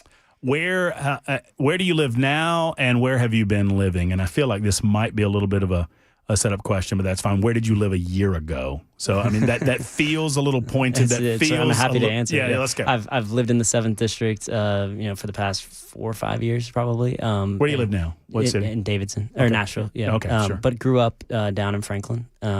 On the outskirts by Page High School, which was the 7th District when I was growing up, and then they did some redistricting. But, sure. I do live in the district. I voted in the district, and I'm a happy Tennessee 7 resident. 3937 writes in, this also feels like a setup question.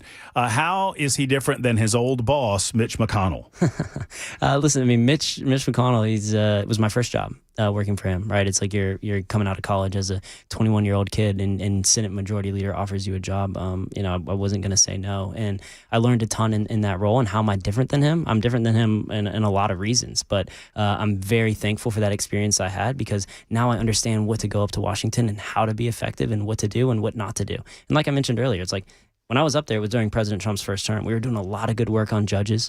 We were doing they were working together. And then as it went on, I started to disagree with some of the things that were going on, but learned a bunch. And so I mean, for someone that is, a relatively low level staffer, did you recognize during your time there? Because from the outside looking in, it's like at some point Mitch seemed to get Washingtonized. Is that a thing that you can kind of see as you are growing and you're learning? To be honest, I'm not asking. No. I'm smiling because I'm glad you asked. Right? It's like, to me, it's like a lot of those people, they're all Washingtonized, and that's like why I want to get up there and be effective now, while I understand it, and while I'm still independent and I don't have this PAC money, and we have a unique race like this where somebody who works as hard as I'm working can win. I want to tell you this funny story from my time with McConnell. It's actually it was my last day working for McConnell, and so Joe Biden had just gotten elected, and I'm having a farewell meeting with the senator. We're talking about Clemson football or something like that, and me going back to Tennessee. And as I'm leaving, the way that his office is set up is you have in his office an open room, and then a couple of secretaries and people that welcome people as they enter. As I'm walking out, the detail, they stand there and they stop me right after I leave McConnell's office, and they say, "Wait." Cory Booker walks by, Chuck Schumer walks by, Joe Biden peels right into the office, and he sits there and he looks at me and he's like, "Why is he so mad at me?" And I'm a young kid. I'm like, I don't know. And he's like, "Is it what I said about the Republicans? Is it Biden said this to you?" Yeah, with a mask on. He's got his mask on. He's like, and he's like, "Is it what I said about the Republicans? Is it what I said?" And I said, "You're gonna have to ask him, sir." And then he just turns around and then walks back to those two secretaries sitting there and looks at one of them and says, "Who do you have to thank for your beautiful eyes, your mother or your father?" And she said, "My mother." And he said, "Well, be sure to tell her I said thank you." Picks up a piece of candy and leaves. which is like, we could talk about so many different things in there, but if it's like the guy, he's a president-elect, or the president of the United States at the time, if he just would have walked in, Senator McConnell would have seen him, but he just is like walking and he was, this was day one too, and it's early. It's like you can imagine the people that saw him up close at the end. But to answer your question, wait, do you feel? Wait, hold on, there's so much to unpack. do you feel like he was just conditioned to try to ingratiate himself to everyone that he saw in front of him? It was just like, was he doing that by rote? You think? So I mean, so the reason I bring that story up is because you talk about Washingtonized. It's like Joe Biden was a guy who was Washingtonized, right? Mm-hmm. He'd been a senator forever, and so I don't know if he like reverted to being a senator and just like walked into the office and didn't understand that he's president of the United States now. But then in going and talking he asked you, why is he so angry at me? Yeah. It's like, what's he talking to me for? Right. And so, do you think President Trump would ever go walk into, Chuck Schumer's office and talk to his staffer? Why is Chuck Schumer so mad at me? I mean, he might. Yeah, I get it. I get it. He might joke around with him, but that's very odd. That's it. And the way he acted to the secretary, I think. I mean, that's. I don't think that's excusable. Let's not talk about a young woman's eyes. Yeah. At any age, but much less at yours. So I got a term affordable. So let me ask you, government spending. In the 1 or 2 minutes that we have left. I mean, it is my big issue. I believe the $37 trillion in debt, I know that it's not top of mind. It doesn't win you any races back home a lot of times when you come back home and say, hey, we've got to do less for you. We've got to spend less money. We've got to cut the money that we spend on FEMA. We've got to cut the money that we spend in this program or that program. But I believe it's the greatest existential threat that we face as a nation. Because eventually we will not be able to pay our bills. And eventually when the credit rating falls, the economy falls by extension. And at that point, the liberals will take advantage of that situation and suggest you need more government. Mm-hmm. And that's when socialism, it happened in Venezuela. It's happened all over the world. We see it in socialist nations. The economy, the free market economy has to crumble first. And when that happens, then they step in and take over as government. Where's your take on this, and what, as a freshman congressman, can you possibly do about it? I mean, of course, it's not just, we think this is the biggest issue facing our country, and it's my generation's going to have to pay for it. My kids are going to have to pay for it. Their grandkids. We spent the money. Y'all are going to have to pay. Yeah, right. But it's a scary thing to think about, but I do believe in our ability to get it back on track. Right. And it's like, I think that, when starting out, President Trump, he did a great job with the idea of DOGE and cutting the waste, fraud, and abuse. And, I think that there are some ways that we can continue that and be smarter about it. But the other thing that we can do is we can start voting on legislation on an individual basis, right? It's like these omnibus bills and these CRs. It's like we need to be smarter about doing our legislative duties earlier in the year. And like you said, it's like as a freshman, you're one of 435. What can you do to make a difference? And it's like maybe not much, but I would stand up and try to make sure that we had enough time to read bills, we had enough time to vote on bills, and we had enough time to talk to our constituents about what's in a bill. But the other thing though is and I don't want these to get twisted, because I think a lot of Republicans do this, and it's like, yes, we need to cut back on spending, and we need to do it as soon as possible. But once that money's available, if you're not fighting for it to come back to your district, you're doing your district a disservice. And I think that you look at places like Tennessee, right, and a lot of this has to do with healthcare, but we pay more in taxes than we get back in this state. Alabama and Kentucky are different, and that's because they have people in Congress that are going up there and advocating for them. Look at Alabama. They just had an FBI headquarters building built in Huntsville. Why was that not built in Tennessee? They just had space, get relocated to Alabama. It's like, why are these things not happening in one of the fastest growing regions in our country, right here in Nashville and Middle Tennessee, where we have the talent, we have the infrastructure? And so it's like, one, getting our country back on track, and I'm willing to take a political hit to try to do that and make sure we don't spend as much. But once that money is available, I'm going to fight to make sure that it gets back to us. I would say that you could help these state officials lead the nation as a state in nuclear energy. I mean, I think we are poised. We're already the leader in that regard, Oak Ridge, et cetera. And the TVA is what it is. I wish it were not so. I wish it weren't set up like that, but it is set up like that, and we need to take advantage of it. To your point, that as long as the system is set up this way, let's lead the nation in nuclear. Oh, exactly. I mean, it's a national security issue. It's like if it's like the Democrats, they talk about, let's get some clean energy. That's the cleanest energy we can get right there. Mm-hmm. And we're so advanced in it. I talked to, actually my time in DC, I talked to Jeff Lilash about it a lot, and it's like, there are some ways that we can, like you said, aid TVA to get down that path. But again, it's like these systems, if they're in place, we need to take benefit of them. But like I also lean towards the sides of let's fix them first. All right, Rick, you get last crack at him. This is Matt. Respectfully, Mason dodged your question about how he's different than Mitch McConnell. He never answered it. Oh, well, then I'm glad that he has to see how am I different. Yeah. I'm young, first of all, right? And, and I think I can go up there and make a change. You're 28 and he's 128. There you go. Young, and then if we want to get on specific policy issues, we could. I probably wouldn't have voted for the CARES Act. I wouldn't have tried to do all that spending around COVID. Mm-hmm. I don't want to be a career politician. Do you think, he had a reputation of being way too chummy with Democrats. Is there a way to be, was that a reality? Yeah, I never saw it, but I do think this is a good point you bring up. People are always like, oh, are you going to work with the other side? And it's like, I'm happy to talk to anybody and anybody that wants to come and respect my values and my beliefs, but I'm never going to compromise on those to work with somebody else and adopt theirs. And so I think that, like I said at the beginning, and I keep talking about it, it's like when we start talking about these issues that are most important to my generation, we can bring these people back over to our side and see our beliefs and our values, and they'll adopt them. I'm confident of it. Mason, got to leave it there, man. It's been a great hour. I appreciate you. Yeah, thank you so much. There's Mason Foley. Foley for Congress? Foley for Congress. Vote. You can vote early until Thursday, and then the election is next Tuesday. There's Mason Foley, very impressive young man. Take that hour and just put it up on the podcast so folks can get to it there, young man, and we will be back in just a moment on Super Talk 99.7. No, I couldn't remember your name for a second, Jackson. I don't know why. Super Talk 99.7 WTN.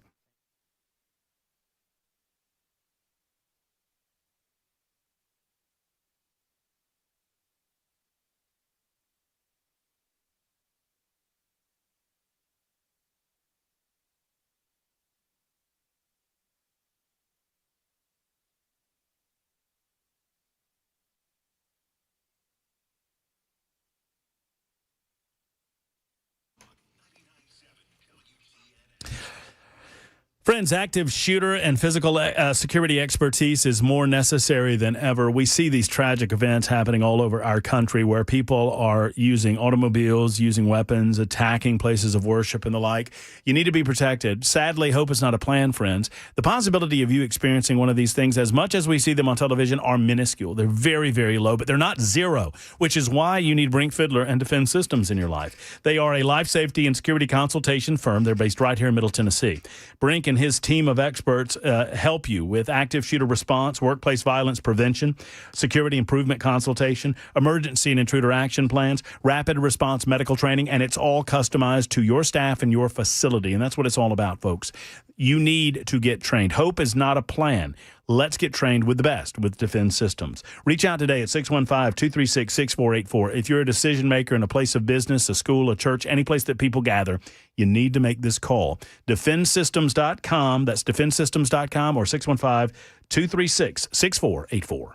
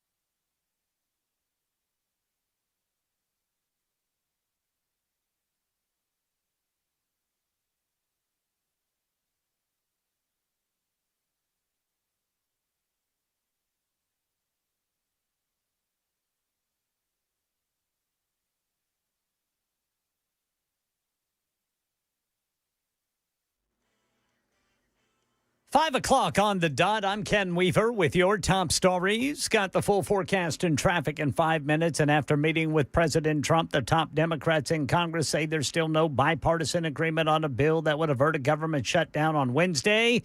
Here's Stephen Portnoy. Emerging from the White House meeting, the top congressional Democrats signaled they're still not on board with a measure to keep agencies funded. We have very large differences. Senate Minority Leader Chuck Schumer says in order for Democrats to not block a funding bill in the Senate, Republicans need to agree to extend expiring Obamacare tax credits and reverse recent changes to Medicaid.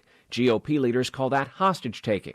Vice President Vance told reporters, I think we're headed to a shutdown because the Democrats won't do the right thing. Stephen Portnoy, ABC News, Washington. President Trump meeting with Israeli Prime Minister Benjamin Netanyahu at the White House today, discussing the war in Gaza as the president tries to broker a peace deal. ABC News White House correspondent Karen Travers has the latest on the administration's peace plan. President Trump's proposal lays out a plan for a post-war period in Gaza, including a governing board that would be led by the president himself. The proposal doesn't call for a forced relocation of Palestinians from Gaza. If Hamas agrees to the plan, Prime Minister Netanyahu said Israel would carry out what he called a modest withdrawal of IDF forces from Gaza. He said that would be followed by Hamas releasing all hostages within 72 hours. The next step will be the establishment of an international body charged with fully disarming Hamas and demilitarizing Gaza. Karen Travers, ABC News, the White House. And the man accused of killing Charlie Kirk made a virtual appearance in Utah County Court today. He said only, "Yes, Your Honor," when asked if he was present on the video link from jail. Here's Alex Stone. With Tyler Robinson listening in remotely from the Utah County Jail, the judge said he wanted to lay down some ground rules, that Robinson is presumed innocent and his constitutional rights will be protected, as will the rights of the victims. The judge making it clear that court hearings and the trial will be open for the public to hear. These proceedings will be open to the public, conducted in accordance with the law, and handled with diligence and competence. Robinson's attorney said she needs more time to go through huge amounts of evidence and witness statements before moving forward. Robinson's next court date was set for October 30th. Alex Stone, ABC News. That's the latest news, traffic, and weather next. I'm Ken Weaver, WTN News.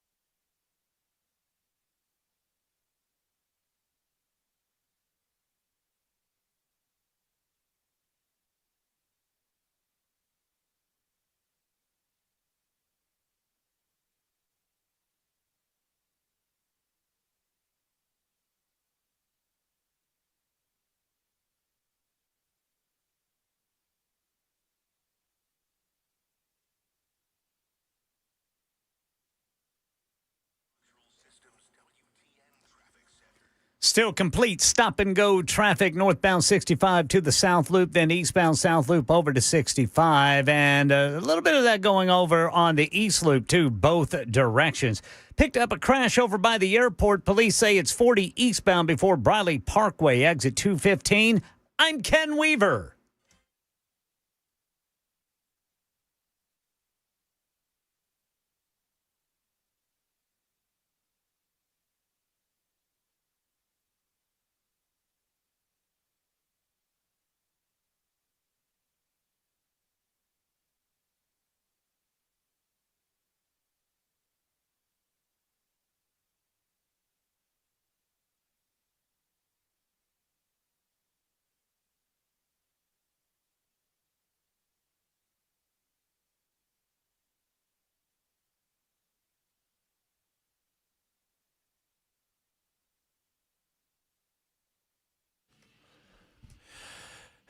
Super Talk 99.7 WTN. Hello, friends. My name is Matt Murphy. This is the Matt Murphy Radio Show. You know, I've been remiss on the telephones.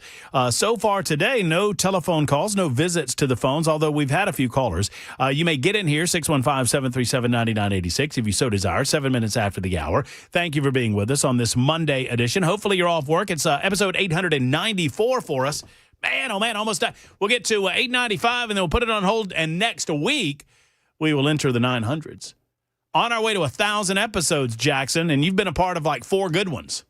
How about that? We will reach 900 next Friday. Yeah. No, Thursday. Well, we'll 895 tomorrow. Yes. 896 Monday Yes. of next week. Yes. 7, 8, Yes. 9. Yeah, we'll reach 900 Friday. Huh. That'll be a fabulous First Amendment Freestyle Friday, episode 900 edition. Seems like a nice round number. Why don't you say 30, 35? Seems like a nice round number. Look, I don't know what's going to happen a week from Tuesday. I don't know. I am as flummoxed. If you put a slingshot to my head and told me to tell you the winner of that race, I would not be able to do it. Because obviously the turnout is low, only 11,000 early votes cast thus far. It's all about getting your people out. It's all about making people aware that there's an actual election happening in the 7th Congressional District. It is all about the turnout. So whether it's Jody Barrett or Lee Reeves or Gino Bolso or Matt Van Foley or Matt Van Epps or Mason Foley or Stuart Park, whoever. And there are others, and I don't mean to disparage any of the other candidates by not naming them by name. Sadly, you become and the rest, like Gilligan's Island. But there are impressive candidates in the race, and I was very impressed with Mason Foley. What do you think of Mason Foley there, Jackson? Very impressive. Yeah? Yeah. How was he? I oftentimes ask Jackson this question off air. I'm going to ask you on air this time. Because I can often learn as much about a candidate that I have never met by the interaction that you have with him before he came on. How was that? It was definitely the most enjoyable one. Probably because we're closest in age. Yeah. So I have a lot more in common with him than I have with these other candidates. Also, when he was on air, he seemed the most believable. I like the guy. Obviously, only a certain amount of time to ask a certain amount of questions. So if you have any other questions about any other political position and you obviously are in the 7th Congressional District, hit him up on his website and then ask him to answer some of those questions. I liked his best answer was his non-answer about marijuana. And the reason I say it is sometimes, and I'm not saying in this race necessarily, but sometimes when I ask a question and I can tell that there has not been a lot of research or thought or careful consideration given to a specific question about a specific issue, I can watch the political candidates trying to come up with some sort of stump answer. And I would prefer what happened just then is like, look, I'm predisposed to believe the free market can handle it. I'm predisposed to allow that to happen, but I would have to research that a little bit more, which is me paraphrasing what Foley said on the issue. I appreciate that and have respect for it. He's young. He's relatively unknown. I would not put the chances of him being able to navigate these choppy political waters at a very good, but I would say this, if the young man continues, who knows what will happen a week from tomorrow, and who knows what the future might hold for him in state or higher office. 615-737-9986. 615-737-9986. Ray has asked this question. Ray very, very, very, very, very much wants to know, because I announced earlier today that I'm in an abbreviated week. Wednesday morning, we are leaving bright and early to travel over to Missouri to be at the graduation of my nephew in basic training. He's graduating at Fort Leonard Wood. He will be then leaving and going to Oklahoma, where at least the first year, I believe, of his service in the United States Army will be there.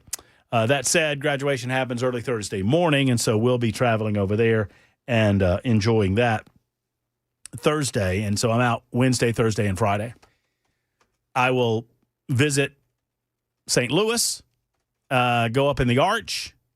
Have you ever researched the technology of that? Have you been to the Arch? I've been in the Arch, yes. You've gone into the Arch? Yes, we went for a school trip when I was in the 8th grade. How was that? It was cool. Yeah? I still have the grainy, somewhere on an old phone, I have the grainy iPhone 4 picture from the top of the Arch. I think it's funny that you tell me that you were in school and you had an iPhone. That's funny. That makes me feel great. Because when I was in school, we had the big...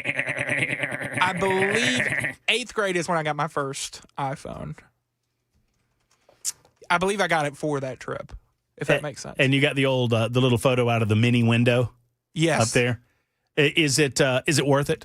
It was cool. The elevator is super creaky. I imagine don't know if so. they fixed that. But Old school.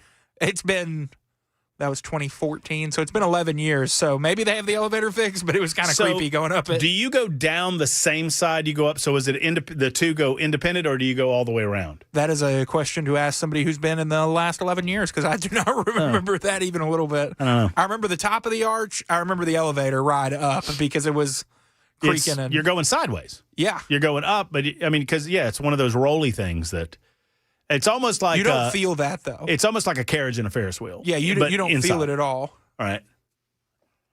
I'm excited about it though. I've never been, like I say, I think I've been through St. Louis or maybe around St. Louis, traveling somewhere else, but never been into the city. You could go see the Mizzou Tigers play. Sure. Maybe they'll put on a better performance than my beloved Georgia Bulldogs did Saturday night. Who do we play now? This week? Yeah. Kentucky. No, Mizzou. I have no idea. You should look. I'm not going to a football game, Jackson. I'm not. What are you talking about? I'm thinking, well, you got the graduation on Thursday. Yeah. And then Friday, you're going to explore St. Louis. Saturday, head over to Columbia. I'm going to be in Paducah on Saturday, Jackson. What's Paducah? Paducah, Kentucky. It's one. Tell me a better name than Paducah. I'll wait. Thank you. Paducah. Ken's got family in Paducah. You got family in Paducah, Ken? I got in-laws in Paducah. Yes, sir. I said it wrong, Ken. The way you're supposed to say that, if you're going to say it with that southern drawl. Yes, sir. He's got people in Paducah. He's got people over there in Paducah. Mm-hmm. They live down below the Walmart. No, they live in the attic. They live in the attic. Mizzou is 5-0, says TB, and they play in Columbia anyway. Well, they play in Missouri, TB. Come on. Nobody thought they played in St. Louis. Yeah, let's differentiate one cornfield from the other. Oh, boom. That's jackson.williams@cumulus.com. Hey, let's not throw my email up. Don't get on me now.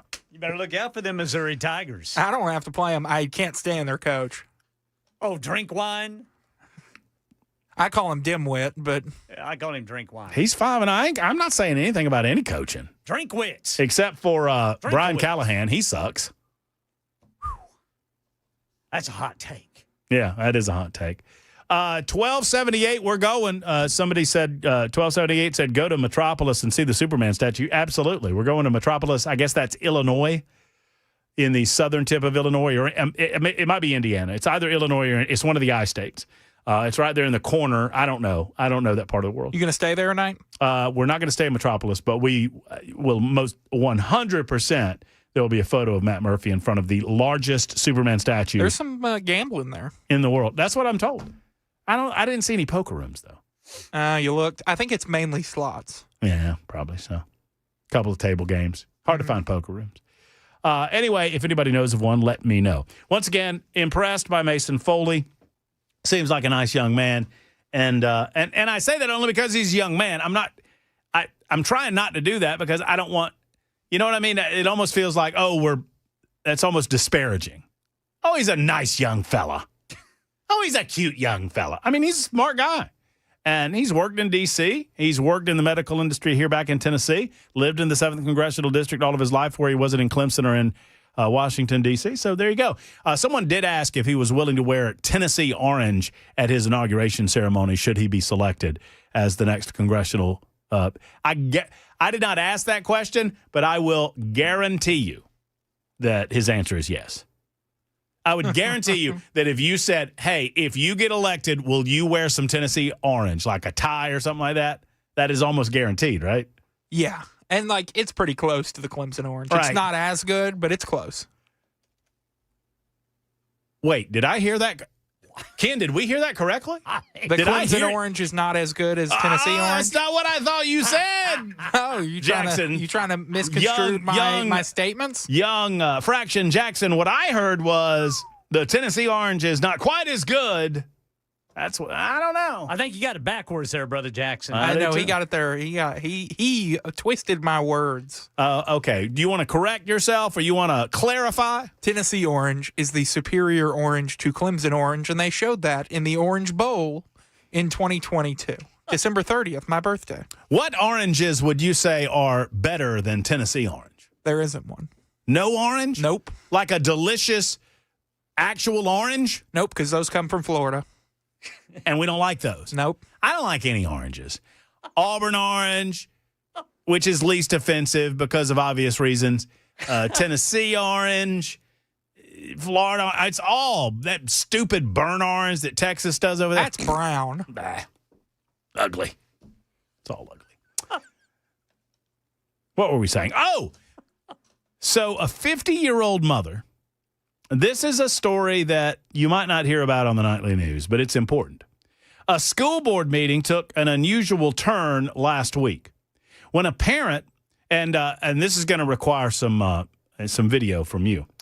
A school board meeting took an unusual turn when a parent decided that she would take drastic measures with regard to how she got her 3 minutes of time before a school board. I want to play this for you, and then I'll explain exactly what's going on.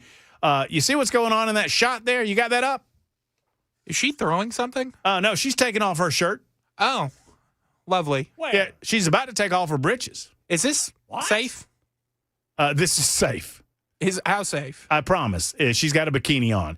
Here's a 50-year-old mother before a school board, and let's just listen in. Depending on a child's transgender identity, that they can pick which bathroom they want. So we have, right now at this school district, we have children self-identifying into She's taking off her clothes. Excuse me, bathrooms. This is allowed. No. We're going to recess. I'm going to finish my comments, or you are violating my First Amendment right. I am putting on my PE uniform. Disrupting. Well known. Okay, so that is from CBS News Sacramento, and this is awesome. All right, she had a bikini on. All right, and that's it. That's the video. So she has a bikini on. She is a well-known advocate for parents and students' rights in Davis, California, which is just outside of Sacramento. In their school district, they force little girls in the gym to change clothes with boys.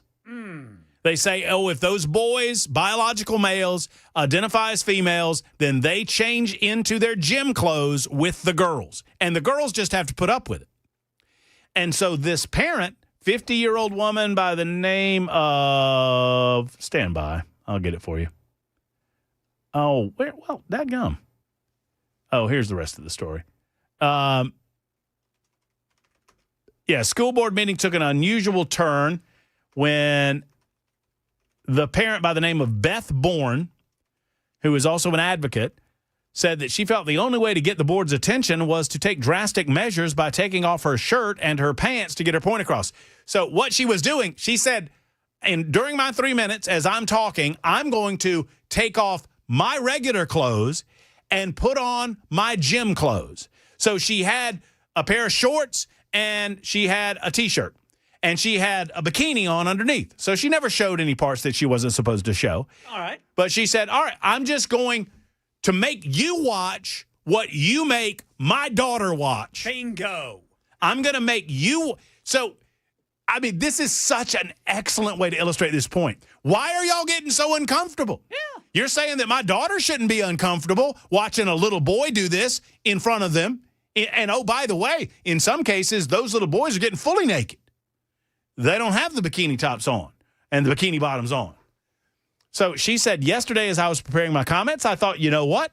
I'm going to try something different. So Bourne said she went in front of the Davis Unified School Board every month for the past 3 years to talk about her concerns with locker room policy, which allows students to, quote, self-identify gender and choose where they want to change and use the bathroom. She said, I just thought I would show the school board what it's like to change into your PE clothes, and I had a bathing suit on, so everything was covered as far as my body. She said the board called her actions, quote, disruptive, and immediately went into recess. After a 5-minute break, she went back up to finish her comments, again removing her clothing, before another recess was called. The woman said, and rightly so, Beth Bourne now, if the adults don't feel comfortable watching someone, and I'm a 50-year-old woman, how do they expect girls to feel comfortable doing that in the locker room with boys? How insane are these people? And I love oh, you're being disruptive. Oh, you're being ridiculous. Oh, she's being ridiculous? You don't think forcing 13-year-old girls to watch little 13-year-old boys undress in front of them is ridiculous? But she's the one that's being foolish? I love it, love everything about it, and I need more of this in my life and in my veins. It is 23 after the hour on Super Talk 99.7 WTN.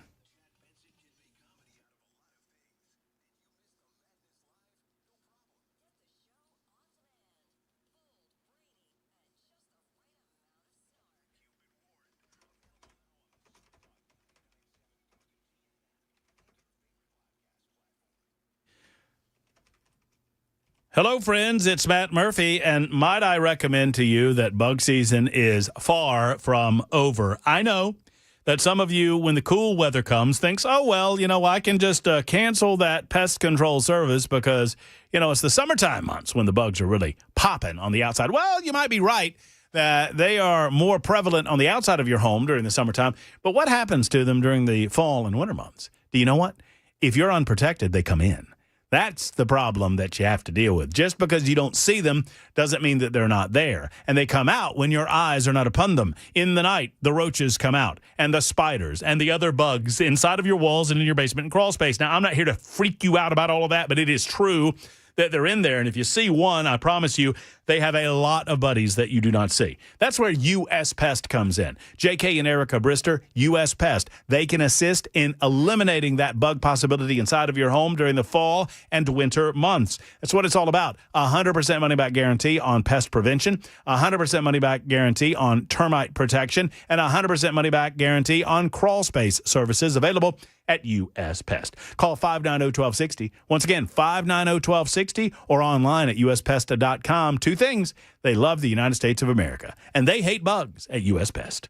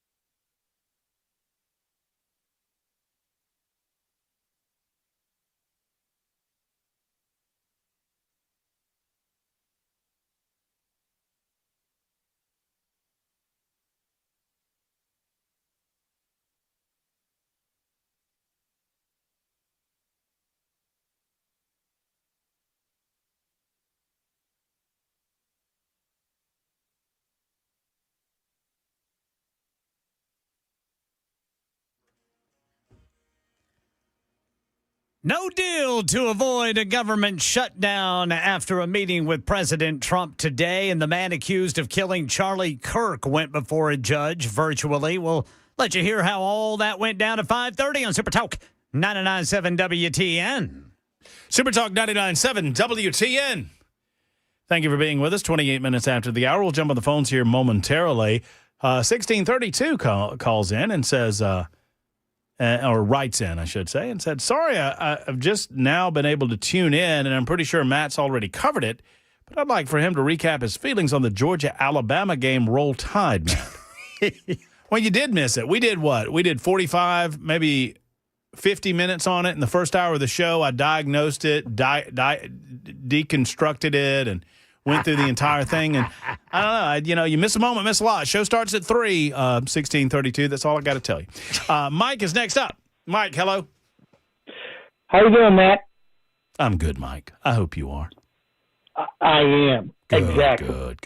100% of the time now. Are you still there? I'm here. Yes. Yeah. Just watched that interview out of the White House with Hakeem Jeffries, is that his name? And Chuck Schumer. They're going to be for the people. They said they're for the people. No. He pronounced it. Not to interrupt you here, Mike, but he pronounces his full name Chuck Schumer. Yeah. Well, then J.D. Vance, and then we got Thune, who I don't trust, and Johnson coming out saying, well, we just can't stop. We cannot have a shutdown. So we're not going to allow a shutdown, which just showed me that the Republicans are starting to cave. I want a shutdown.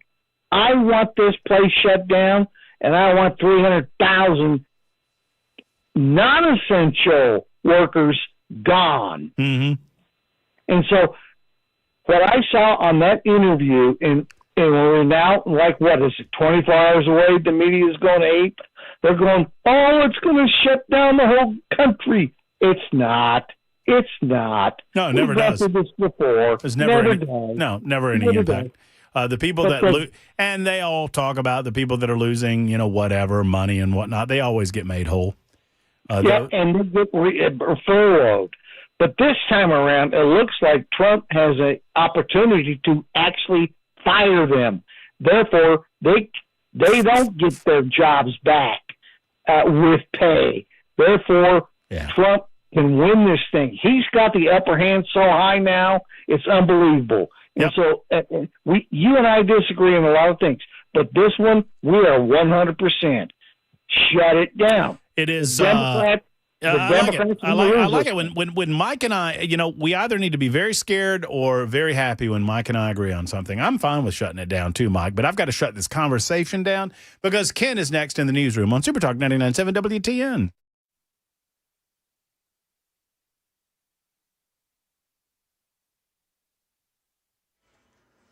I'm Ken Weaver with your top stories. And after a meeting with President Trump, the top Democrats in Congress say there's still no bipartisan agreement on a bill that would avert a government shutdown by Wednesday. The White House meeting ended without a deal, and with Senate Minority Leader Chuck Schumer complaining. Their bill has not one iota of Democratic input. The House-passed bill extends agency funding through November 21st, but Senate Democrats demand that Republicans include an extension of expiring Obamacare subsidies and reverse recent Medicaid changes that the GOP-led Congress just made. House Speaker Mike Johnson. They're trying to bring in extraneous issues. Continued disagreement would bring about the first government shutdown in more than 6.5 years. Stephen Portnoy, ABC News, Washington. The man accused of assassinating Charlie Kirk appearing virtually today before a judge. Tyler Robinson's defense team looking for a preliminary hearing at some point in the future. Here's ABC News legal contributor Brian Buckmeyer on the preliminary hearing. I think it's going to be a great source of information for them. They're going to get to know what kind of information in terms of how someone testifies, how they respond to them being questioned by the specific attorney, what information they'll get out. And if they can try to navigate and see where the weak spots are in the prosecution's case, those weak spots that cannot be corrected, I think it'll help in terms of negotiation down the road. His next court date now October 30th, and the judge says he's got to be there in person. 58 million pounds of frozen Jimmy Dean and State Fair corn dogs being recalled due to potential wood pieces in the batter. They were sold at Walmart, and officials say these wood pieces are coming from the stick they're on. Consumers should look for the establishment number 582 or P894 on the packaging. And if you have them, do not eat them, throw them away, or return them to a place of purchase for a refund, says Walmart. That's the latest news. Traffic and weather next. I'm Ken Weaver, WTN News.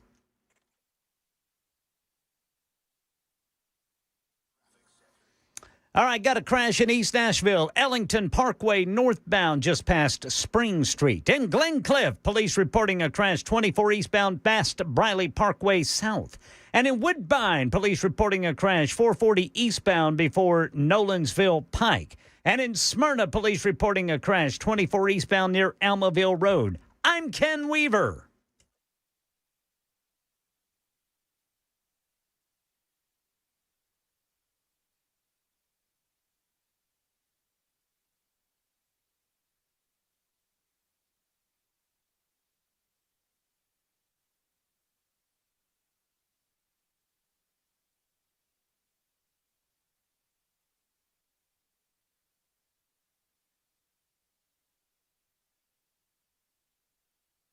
Hello, friends. It's Matt Murphy for Efficient Heating and Cooling. Let's talk about that heater. Have you cranked it up yet?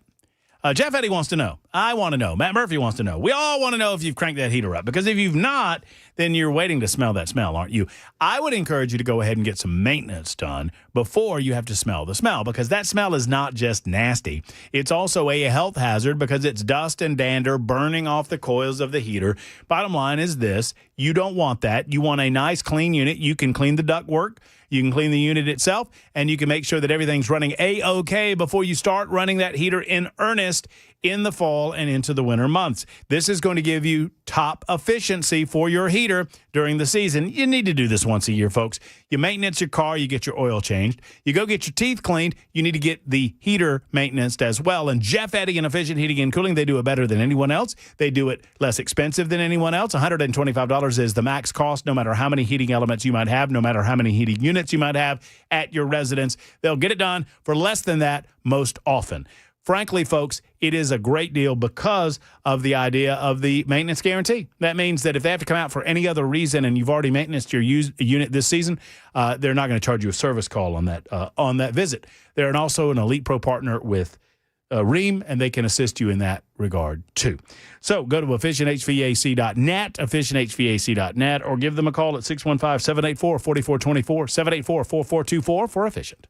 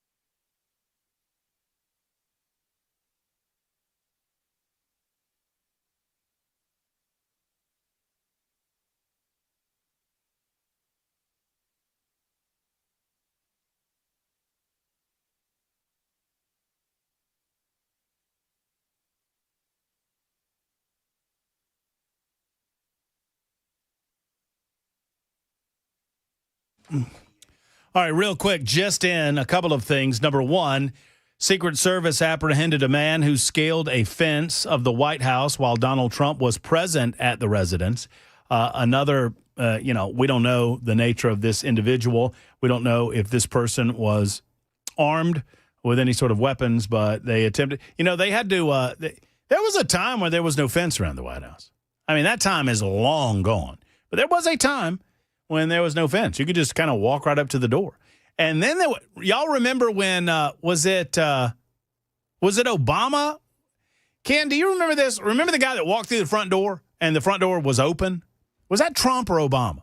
If you don't recall this, I'll look it up. You mean the guy that ended up on the White House lawn? Yeah, and he opened the front door, and the front door, one of the doors was open.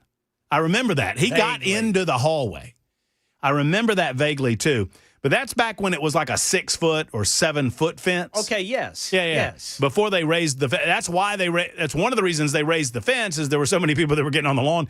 And then at one point, I remember this story. I can't remember the details of who was president, whether it was Trump or Obama, but the dude got across the lawn, nobody saw him, and walked in and opened a door and was like, hey guys, what's up?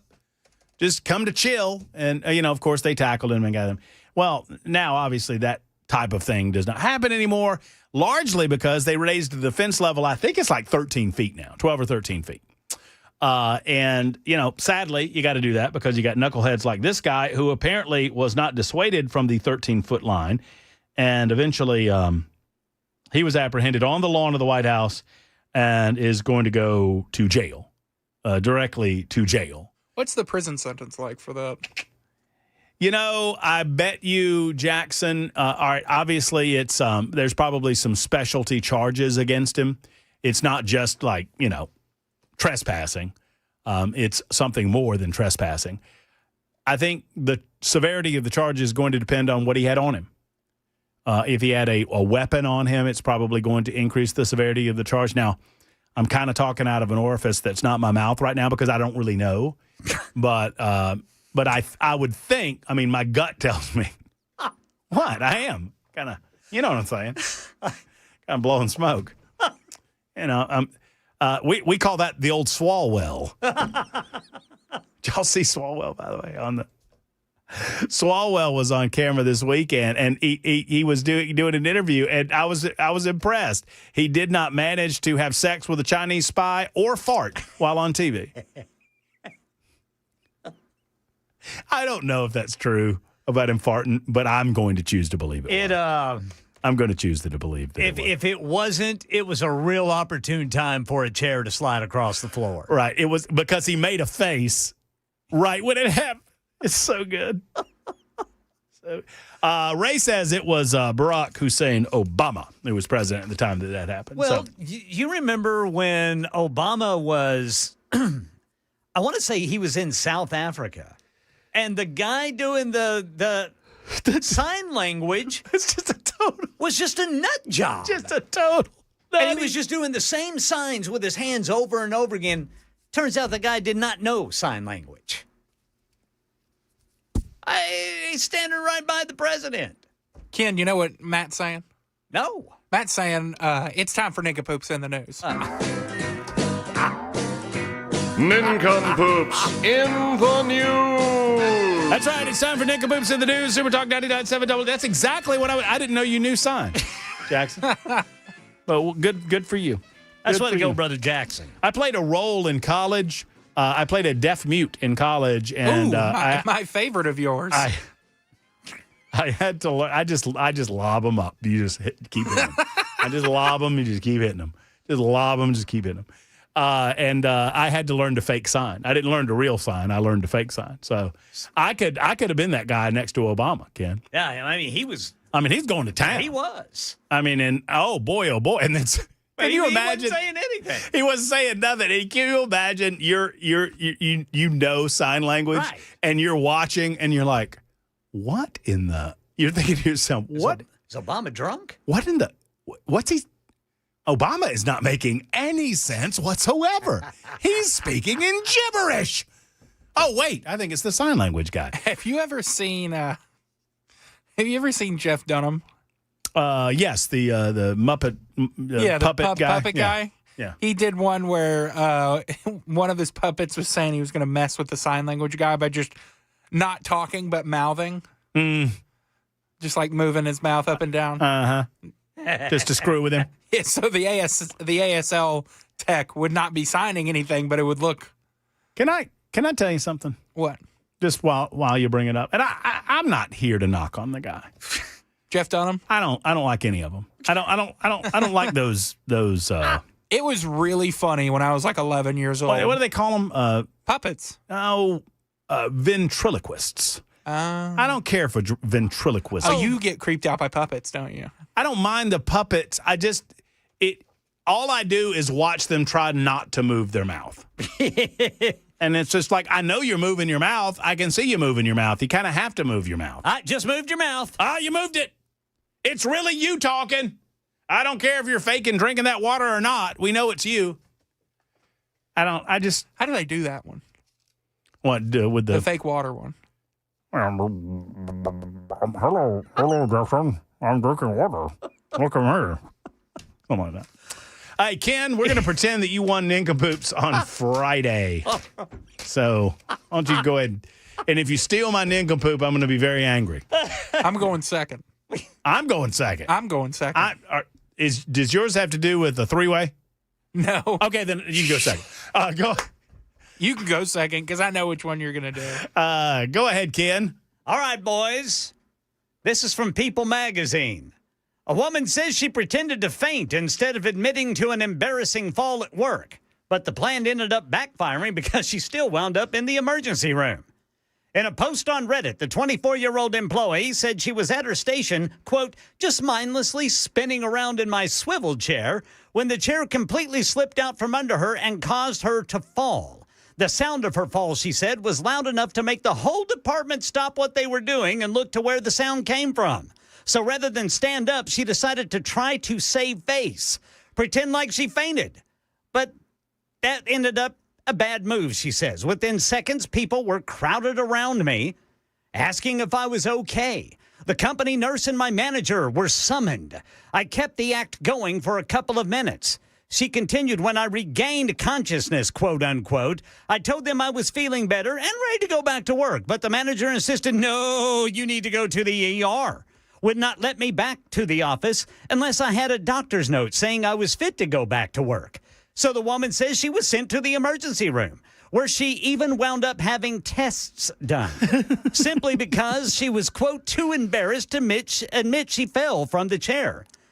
She says she continued to act like she was sick at the emergency room because she was too embarrassed. Now, here's the kicker. In an update, the woman clarified she is not from the United States, so she didn't know what workers' comp or why anybody would be asking about that. She says she didn't pay a single cent as everything was covered by her medical insurance, which her company pays for. Huh. You know, what was that quote we said a couple weeks ago? Oh, what a tangled web we weave when we practice to deceive. And it wasn't Shakespeare. It was Sir Walter Scott. I thought it was Andy Griffith. No, well, that's right. It was Andy Griffith first. Walter Scott stole it from him. I'll go next. The contentious demise of a throuple. Y'all know what a throuple is? Y'all know what a throuple is? Polygamy. Yeah, it's like a couple, but there's three of them. There's three in a relationship. Yeah. A lot of yapping. Well, in this case, well, we'll see. A contentious demise of a throuple resulted in the arrest of the female member of the polygamous trio. Responding at 10 p.m. to a domestic call this past week in Summerfield, Florida, they encountered Devin Driscoll, 26, who, quote, advised she wants her ex-boyfriend and ex-girlfriend kicked out of the house. The residence is a double-wide mobile home that was purchased by Driscoll's mother in 2023 for $172,500. Nice double-wide. That's a fancy double-wide. Driscoll explained that she was in a polygamous relationship with the two, but has since broken up and wanted them out. Driscoll's former partners were Anisha Bolivar, 25, and Christopher Rosario, 27. Bolivar and Rosario have a daughter in common. As for 2 becoming 3. It's unclear when Driscoll got involved with Bolivar and Rosario. During the disturbance late Tuesday, Driscoll allegedly struck Bolivar in the head while on the home's front porch. Bolivar said she pushed back in self-defense, which caused Driscoll to fall down a few steps. Rosario provided police with a similar description of the incident. Driscoll, who denied shoving Bolivar in the face, was judged the primary aggressor by deputies who arrested her for simple domestic battery, a misdemeanor. After being booked in the Marion County Jail, Driscoll was freed on her own recognizance and ordered to have no contact with Bolivar. In the application seeking a public defender, she stated that she had 3 defendants and $49,000 or $4,900 in monthly income. So bottom line is, be careful what you do in your own double wide, because it might get you booted out of your own double wide. And if you aren't allowed to have contact with the 2 people that are in your double wide who used to be a throuple and now is an estranged part of the throuple, then you have to go to a hotel room and spend the night because you can't go back to your house. That's why you don't make a party out of loving. We don't make no party out of loving. The hag was wise. We like holding hands and pitching woo. Yes, sir. Mm-hmm. You heard me, Jackson. What does that mean? Go look it up. I'm good. All right. You're a nincompoop. That's my nincompoop. Right. You're a nincompoop. Deranged Illinois motorist purposely rams car into police cruiser during traffic stop. A deranged Illinois motorist purposely drove his car into the back of a police SUV during a traffic stop, then bizarrely told officers he did it because he was bored and he hates cops. Body camera footage captures Fairview Heights police officer stepping out of his cruiser during a Wednesday traffic stop when Jennings crashes his gray 2018 Chevrolet Camaro into the back of the patrol car, missing the officer by inches and nearly crushing him between the 2 vehicles. Video released by the department shows seconds after the crash, Jennings, 28 years old, appears out of his wrecked car and asks the officer, "What happened?" The officer replies, "You tell me," and then Jennings answers, "I need a new car," before being instructed by the cop to take a seat on the sidewalk and wait for an ambulance to arrive to check him out. Jennings is seen trying to get up multiple times after being asked to sit, but listens to the officer when he's told to stay seated. After asking Jennings if he is all right, the officer asks what caused him to crash into the back of his cruiser. "I don't know, man. I've been drinking and I took some weed pills," he tells the officer. Some weed pills. The Some video goodies. then shows Jennings handing over his ID to the officer and blatantly stating he did that on purpose.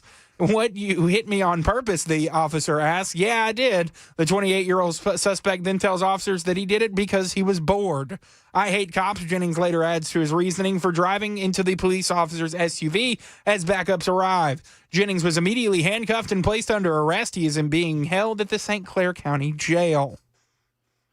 Nice. I was bored. I was bored and I took some weed pills. I took me some. Have you ever had any weed pills? So I Jackson? decided to commit a major felony. I admit that over my lifetime, I've done some things with weed. I've never taken any weed pills. I've never even heard of weed pills. I don't know what that means. I don't know what that means. I know it means he's a nincompoop in the news on Super Talk 99.7 WTN. That's how we play it. There's Ken Weaver. There's Jackson Williams. I'm Matt Murphy, a.k.a. Winner, today. Go ahead and write down your pick and send it on in. 615-737-9986. Coming up, we've got a Matt Murphy movie review with Jackson Williams and Matt Murphy on Super Talk 99.7 WTN.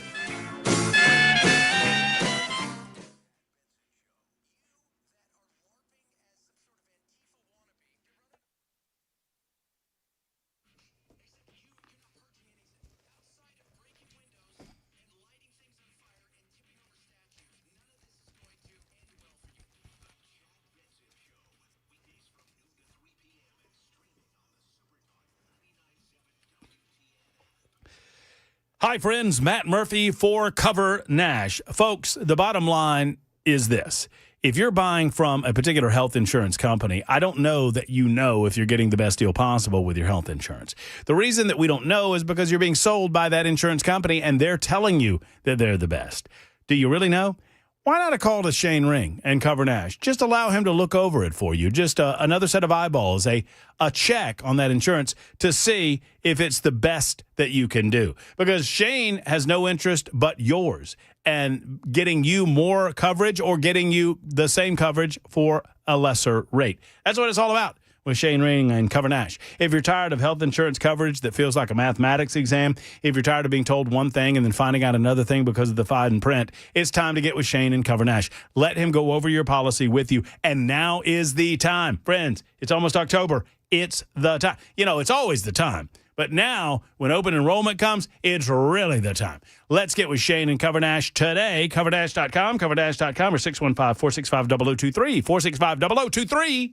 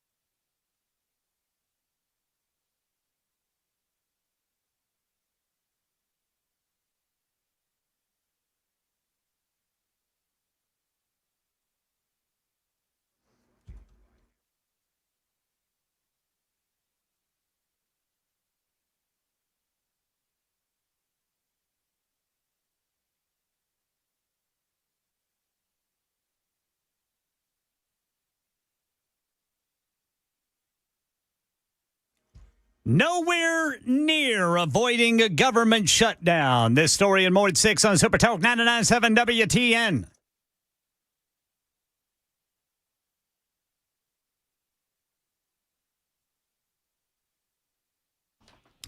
Apparently, Don Lemon doesn't understand that black-on-black violence is still violence. I'll explain that in about 30 minutes on Super Talk 99.7 WTN. We got to do this quick, Jackson.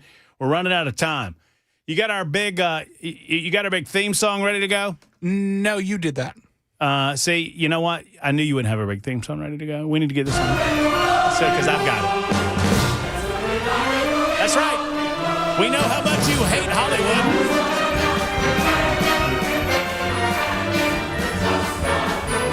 So we've decided to dedicate a segment to it.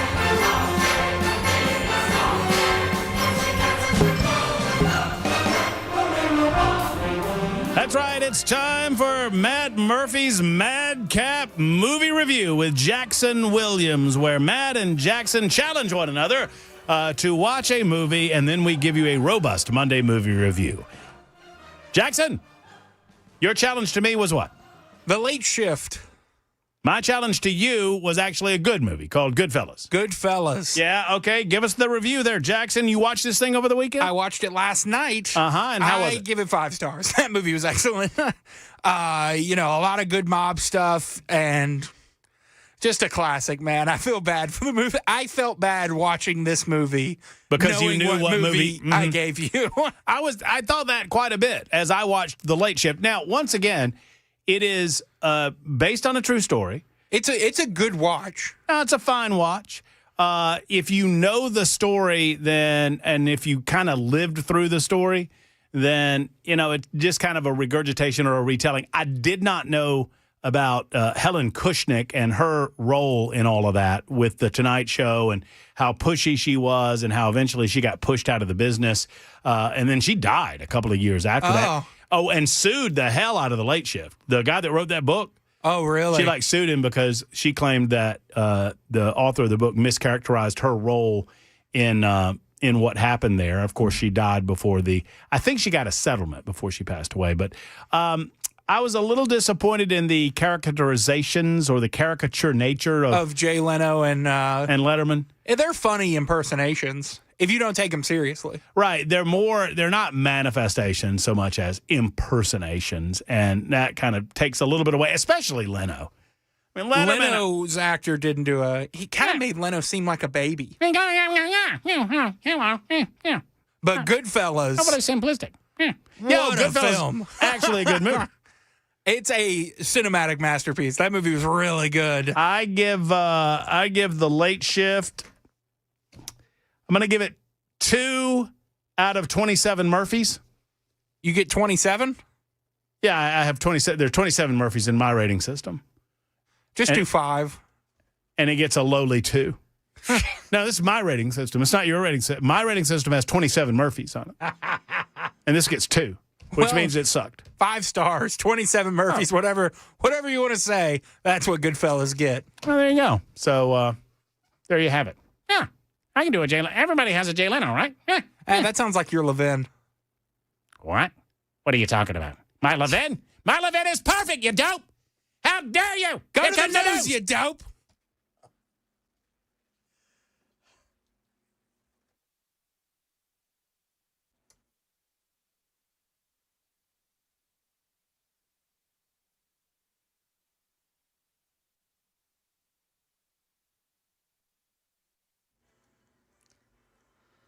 I'm Ken Weaver with your top stories. Got the full forecast and traffic in 5 minutes. And after meeting with President Trump, the top Democrats in Congress say there's still no bipartisan agreement on a bill that would avert a government shutdown on Wednesday. ABC News national correspondent Stephen Portnoy has the latest. Emerging from the White House meeting, the top congressional Democrats signaled they're still not on board with a measure to keep agencies funded. We have very large differences. Senate Minority Leader Chuck Schumer says in order for Democrats to not block a funding bill in the Senate, Republicans need to agree to extend expiring Obamacare tax credits and reverse recent changes to Medicaid. GOP leaders call that hostage-taking.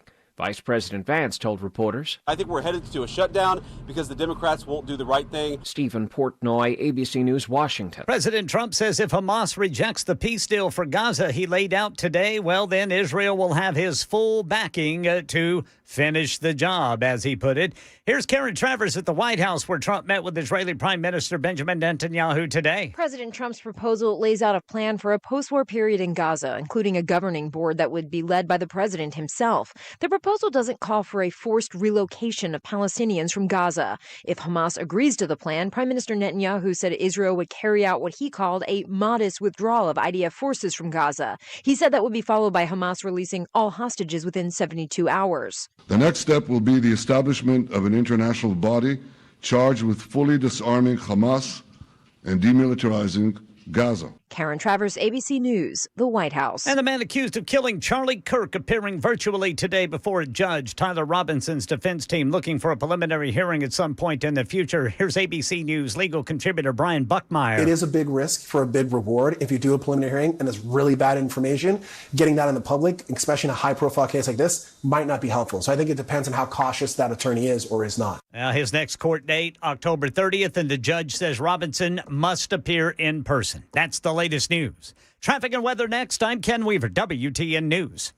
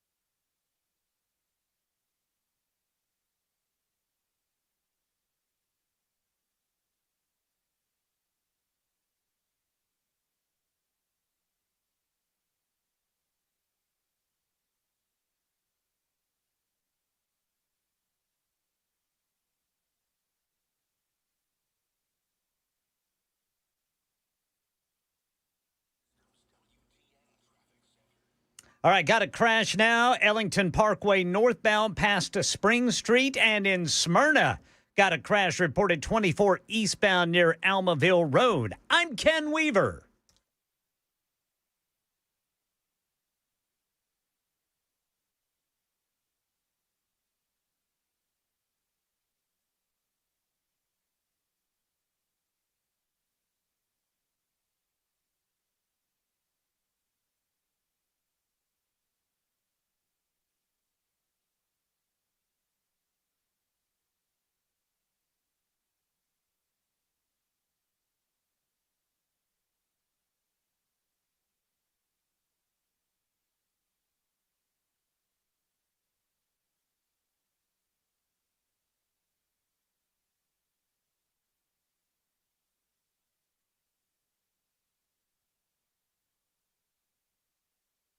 Super Talk 99.7 WTN. It's the Matt Murphy Radio Show. Glad to have you with us.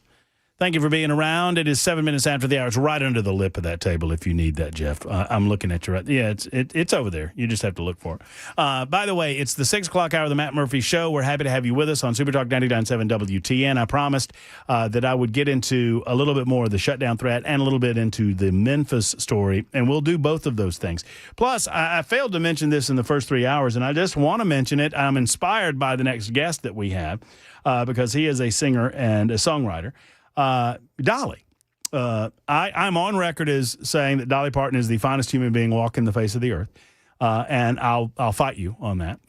So Dolly Parton announced, and I was looking at this a minute ago, and I don't want to screw it up, so I'm going to share it with you. She had some dates that she was going to be doing some concerts, and she had to postpone those. She said, I want the fans and public to hear directly from me that unfortunately I need to postpone my upcoming Vegas concerts. As many of you know, I've been dealing with some health challenges, and my doctors tell me I must have a few procedures. As I joked with them, it must be time for my 100,000-mile checkup, although it's not the usual trip to see my plastic surgeon. In all seriousness, given this, I'm not going to be able to rehearse and put the show together that I'd want you to see, the show that you deserve. You pay good money to see me perform, and I want to do my best for you while I'll still be able to work on my projects from here in Nashville. I just need a little time to get the show ready, as they say. Don't worry about me quitting the business, because God hasn't said anything about me stopping yet, but I believe he's telling me to slow down right now so I can be ready for more big adventures with all of you. I love you, and thank you for understanding. That's Dolly, so we're thinking about her. She postponed her Vegas trip. We're thinking about music right now, too, because, obviously we've all been trying to dissect and figure out where to put our emotions that came about in the aftermath of the assassination of Charlie Kirk. And a good friend of mine, Don Murray, and if you don't know Don, he's been on the show from time to time. He's a good fella. He hit me up and told me that there's a local artist by the name of Jeff Bates who's been around the music scene for a couple of decades now. And he has written a song, and he said, you might want to check this out. And so I listened to the song, and it moved me. And I thought, well, let's get Jeff on here to talk about his inspiration for writing it. And obviously it came out of tragedy, but out of tragedy comes a blessing like this song, and I truly believe that it is. And with all of that in mind, without further ado, we'll welcome to the program Jeff Bates, who joins us in studio. Jeff, good afternoon, brother. Good afternoon to you, Matt. Hey, it's an honor to be here. Well, it's a pleasure. It's a pleasure to see you too, brother. And you've been, I did a little bit of research, and you've been around the block a time or two. You've been in Nashville for a couple of years now. Yeah. I moved here in 2000, I think, in the middle of a drug addiction, by the way. Oh, really? Oh, yeah. 2001, got arrested for meth and grand theft, stealing to support the habit. Oh, wow. Went directly to jail, just like the Monopoly game says. I didn't have a get out of jail card free, or get out of jail free card. So I was looking at 6 to 15 years, got down on my knees by my bunk and said, God, help me. I believe you made me. I believe you created me. I was 37 years old at the time. And if I got to spend that much time in here, I don't want to spend another second here being the guy I've been for the past 37 years. And I don't know how to fix me. I don't know how to change me. But you do. I believe that. So if you're willing to do the change, and I'm willing to do the work. And the work is simply getting honest with me, because if I lie to me, I'll lie to anybody, right? Mm-hmm. So I started getting honest with myself and everybody else, and wound up walking out of jail on 1 year probation after 96 days. Wow. 1 year after that, got called by RCA, signed my record deal. It was incredible. Been clean and sober ever since March 14th, 2001. Congratulations. Thank you. It's been amazing. How has talk to me about the journey in the music industry? I mean, I'll tell you a quick story, and you tell me if this is. I mean, I didn't know anything about Nashville. I don't know anything about what I don't know about music would fill a volume of encyclopedia. Yeah. But I got here about a year before my wife, right? And so I, did the whole, I did the whole bit. I went to all of the places that you're supposed to go see, and I learned everything you're supposed to learn. And then I went to a bunch of the different music places, music halls, and watched a bunch of people perform. And one day, she and I are talking. We're sitting in Leaper's Fork at the Fox and Lock, right? And formerly Puckett's, and we're watching a guy perform. and he's good. And she goes, man, he's good. He's great. He's going to get signed. Yeah. And I said, darling, just wait. I said, you're gonna hear about 1,000 of him over there. And, there's a lot of performers that are in Nashville. Yeah. Talk to me about your experience and how you've survived for the length of time that you've survived in the industry. What helped me survive was not playing in Nashville. Okay, yeah. I mean, even now, a lot of people ask me, when are you going to play in Nashville again? Well, I try not to. Right. I don't hate it, but this is not where my fans are. I go where my fans are. Mm-hmm. You know, towns and cities and states where there's bona fide Jeff Bates fans. Here, they're music fans, and they're music business people. Mm-hmm. And you're not going to impress the music business people. So I'd rather play somewhere where people want to hear what I do. How would you describe your music? As uniquely country and mine. If that makes sense? Mm-hmm. Which is a melting pot of hundreds of acts who came before me. I think we're all influenced by somebody. I got nagged on, ragged on for years about sounding like Conway Twitty. I didn't come here to sound like Conway Twitty. I came here to sound like me. I can do this. You know, you sound like you're trying to sound like Conway. No, I drank. Are you talking about the little scratch in your gravel? The gravel in your throat. Yeah, I get it. I get it. Yeah, I can make it do that on purpose, and a lot of it sounds just like an old broken tube because I used to sing in bars and nightclubs 6 nights a week and probably drank a fifth of Crown a night and smoked a couple of packs of Marlboro Lights while I was doing it. So yeah, it's got its own thing. My voice does, and yeah, there's some of that in there, but there's a lot of other stuff in there too. How did you know of Charlie Kirk? I mean, were you real familiar with him before his assassination? Very, very familiar. To me, things got really screwy. Can I say that on radio? Yeah, absolutely. They got really screwy around 2020. Mm-hmm. I mean, I'm talking about far from the norm politically. And I was living in Murfreesboro, Tennessee at the time. My next door neighbor in January of 2020 walks across the road and kills himself. Wow. And I thought, what just happened? You know, this is insane. Mm-hmm. And then things started coming. You know, COVID came and the political playing field didn't just get leveled, it got torn apart. And so I started listening to that kind of stuff. And Charlie Kirk comes along, and here's a young guy that to me studies the Bible like I study the Bible, which is you gotta study the culture of the times to figure out what they meant by what they said when they were saying things they said 2,000, 3,000 years ago. And he did that. I heard him bring it up multiple times at colleges where he was speaking. The other thing, he was very attuned and in tune with what's going on politically around news. And he wasn't trying to feed me any lines, you know. You just tell the truth, like he saw it, like he's, you know. And so, yeah, I started following him and followed him pretty regularly. And I thought, what a great young guy. If America had more people that were believers like that, I believe, that were so family-oriented and male being the spiritual leader of the house and leading that way, I think that our America would be more like the America I grew up in. When you write, have you always been drawn to write from your faith? Or, I mean, or do you just, I mean, I hate to ask the question that you guys always get asked, and that is, you know, where do the songs come from? Yeah. But, I mean, do you feel like you're drawn to that style of writing more so? I mean, obviously the song that you've written about Charlie is an incredibly faithful song. But it's very much about faith, but it's also about life, the humor of life. I think it's a great big joke. I think when we get to heaven, man, I think somebody's going to be sitting up there giggling, saying, "You were stupid and it was funny and it was awesome. We're glad to have you." You know, I think there's going to be an element of that, but at the same time, there's the spiritual side of it, and I believe we're all connected spiritually, and it's either positive or negative. You know what I mean? And so, yeah, my music, my writing always comes from that, plus real life occurrences, how it affects me, how it impacts me, how I've lived.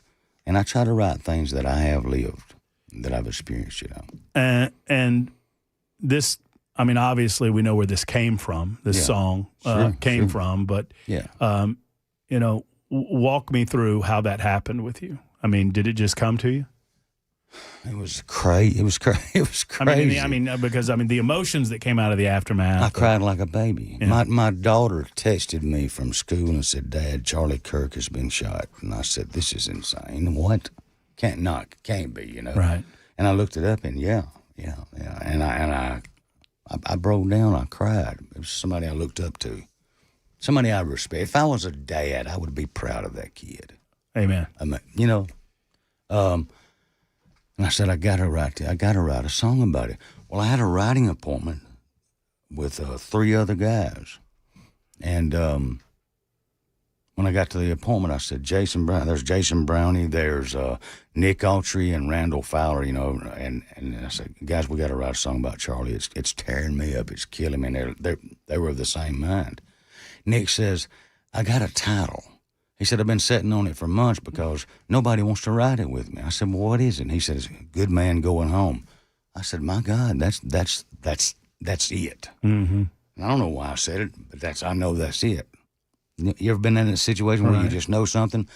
I said, give me my guitar. And so I grabbed my guitar and I started strumming and I sung most of the first verse.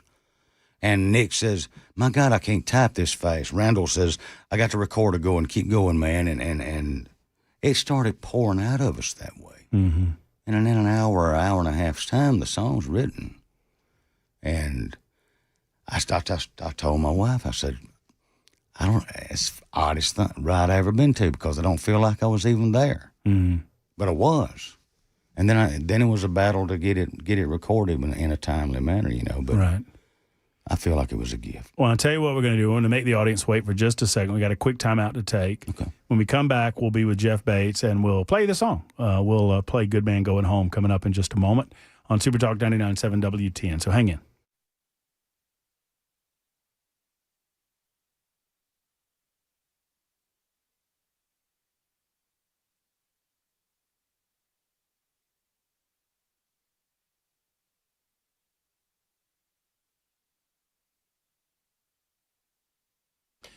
Hello, gentlemen. Obviously, it is a tender subject when I talk about intimacy in your romantic relationship, but I always like to treat it with the respect that it deserves. And gentlemen, you don't have to whistle past that graveyard any longer, and you don't have to just put it beyond you. There comes a time in every man's life where he feels like, well, I guess the intimacy, the romance in the relationship has gone by. You do not have to deal with that.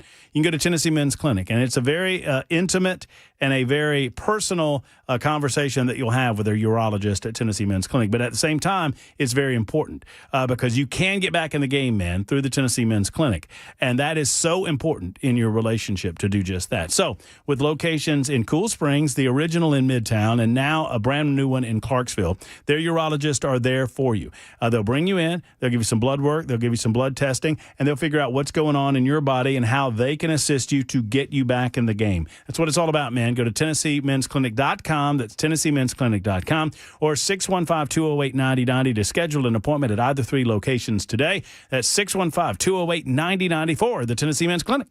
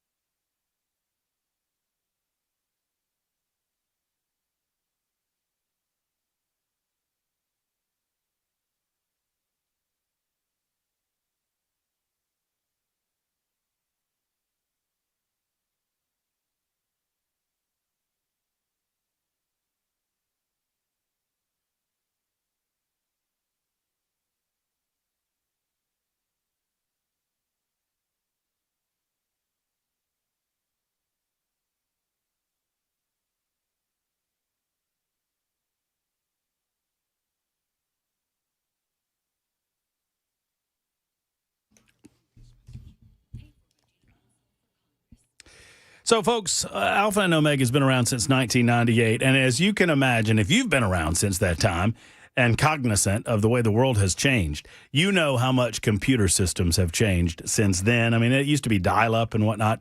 Now, I mean, it's immediate, it's constant, and the threats are ever evolving. So if you own a business, it is more important than ever that you have an expert on your team, frankly, that you utilize that expertise for 24-hour-a-day, 7-day-a-week protection from threats, compliance for all industry, business continuity, so that you're not spending all of your time worried about your computer systems and your emails. And yes, cyber attacks and cybersecurity, you're worried about, well, your business. That's what it's all about. So as a business owner, your time is valuable. You need an IT team that takes that very seriously. You need Alpha and Omega.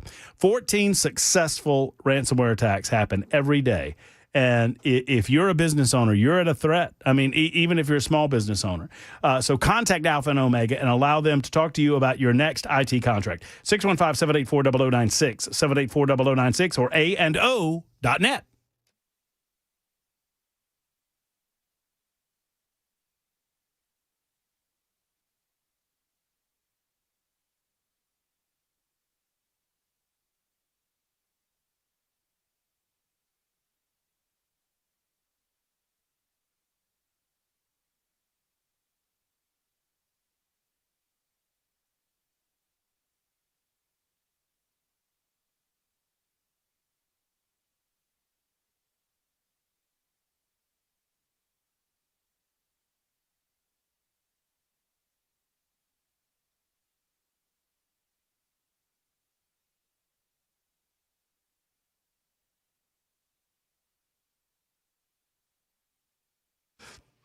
Super Talk 99.7 WTN. It's 24 minutes after 6 o'clock, and Jeff Bates is our guest.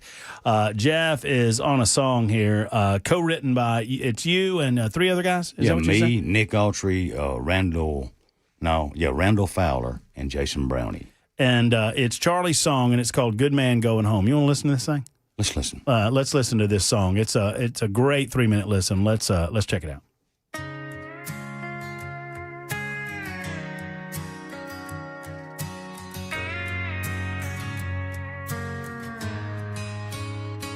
He was just a young man talking about Jesus at a college, but the devil was hiding in the light.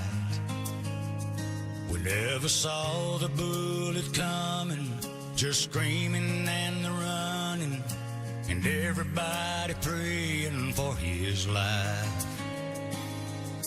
We watched him come and take him and wondered if he'd make it. When we finally got the word, the whole world cried.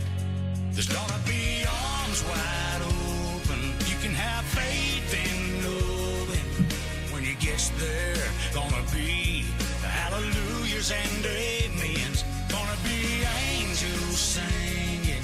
Nobody blaming or shaming him for words he said or all of his past sins. It hurts to see him go, but I know he's a good man going home.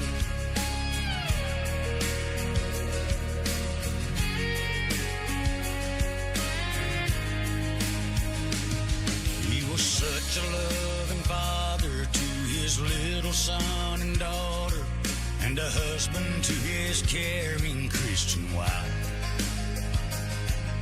Stood up for the truth and shared it with our country's youth. Spread the good news of the good book nationwide.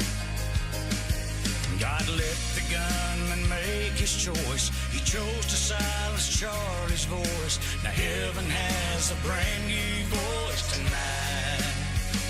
There's gonna be arms wide open. You can have faith in knowing when he gets there. Gonna be hallelujahs and amens. Gonna hear angels singing. Nobody blaming or shaming him for words he said or any of his sins. It hurts to see him go, but I know he's a good man going home. And when I take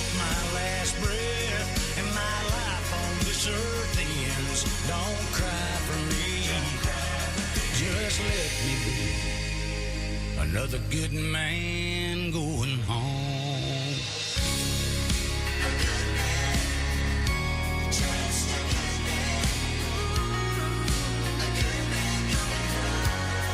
He's a good man going home.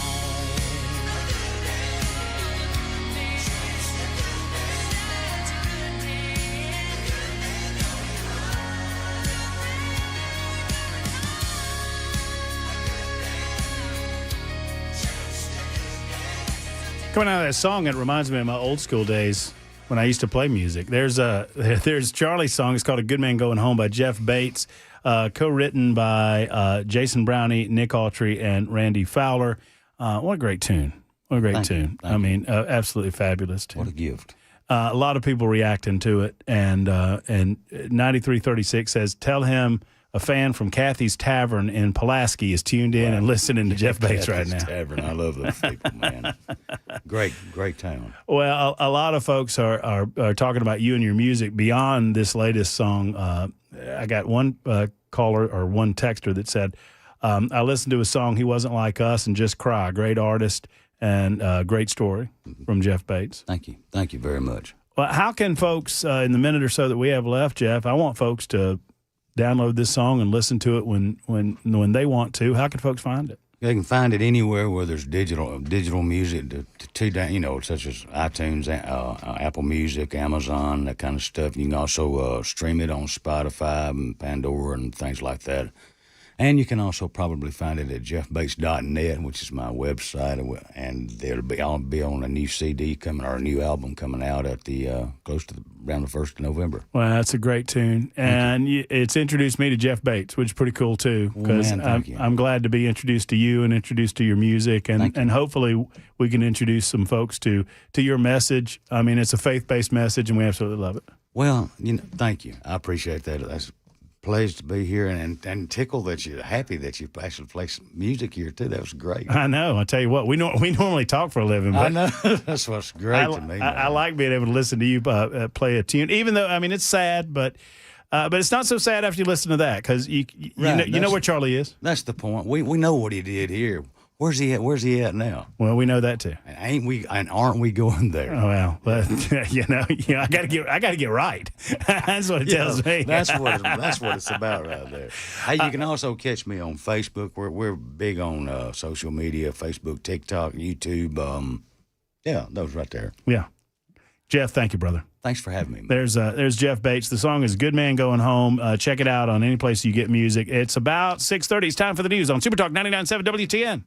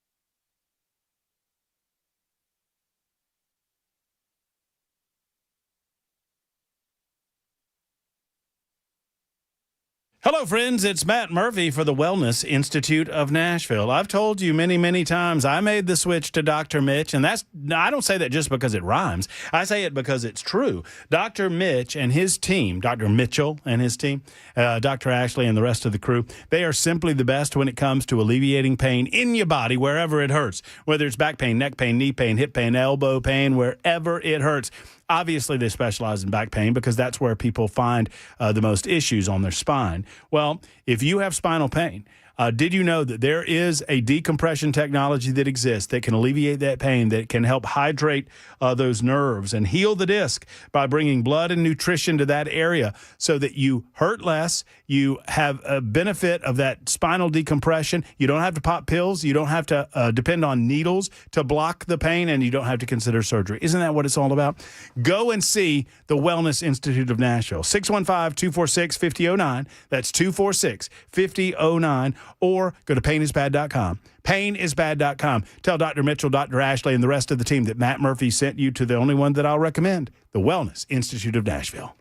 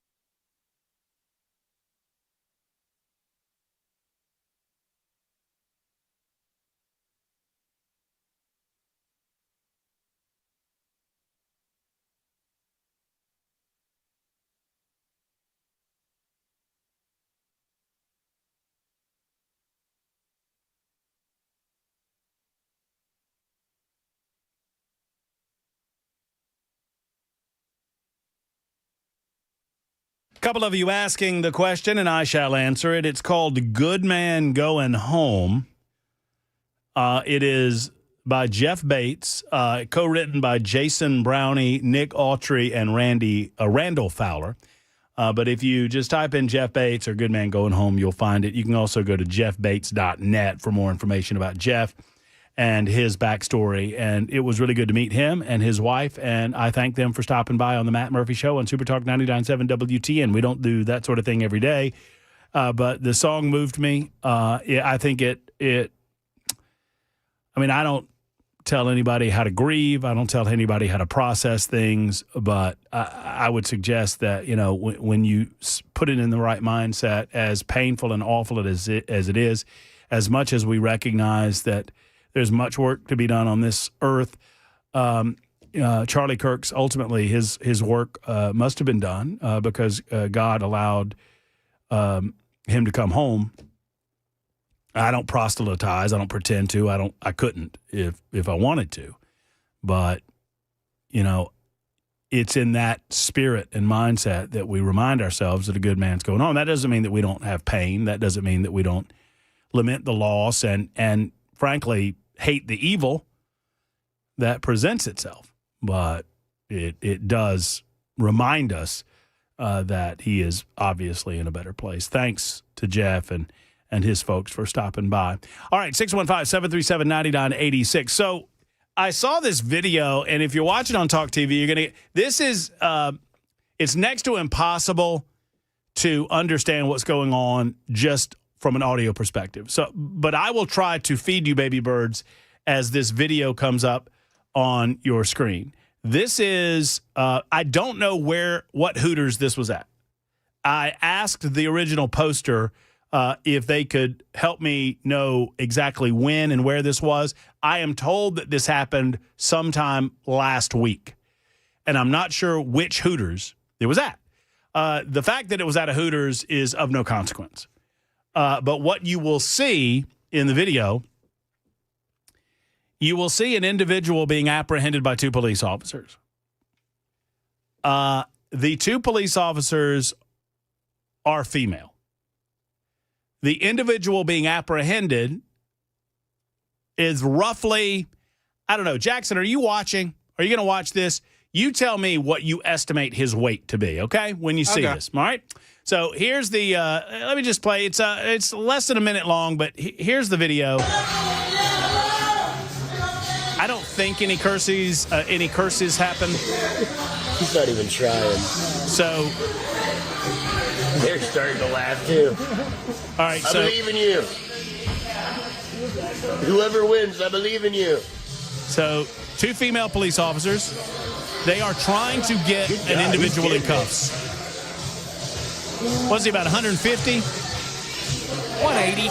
Maybe 180. Not a big guy. Doesn't look to be a very tall guy. He thinks it's funny. They can't get him. They're trying to apprehend this dude. Now, here's the thing.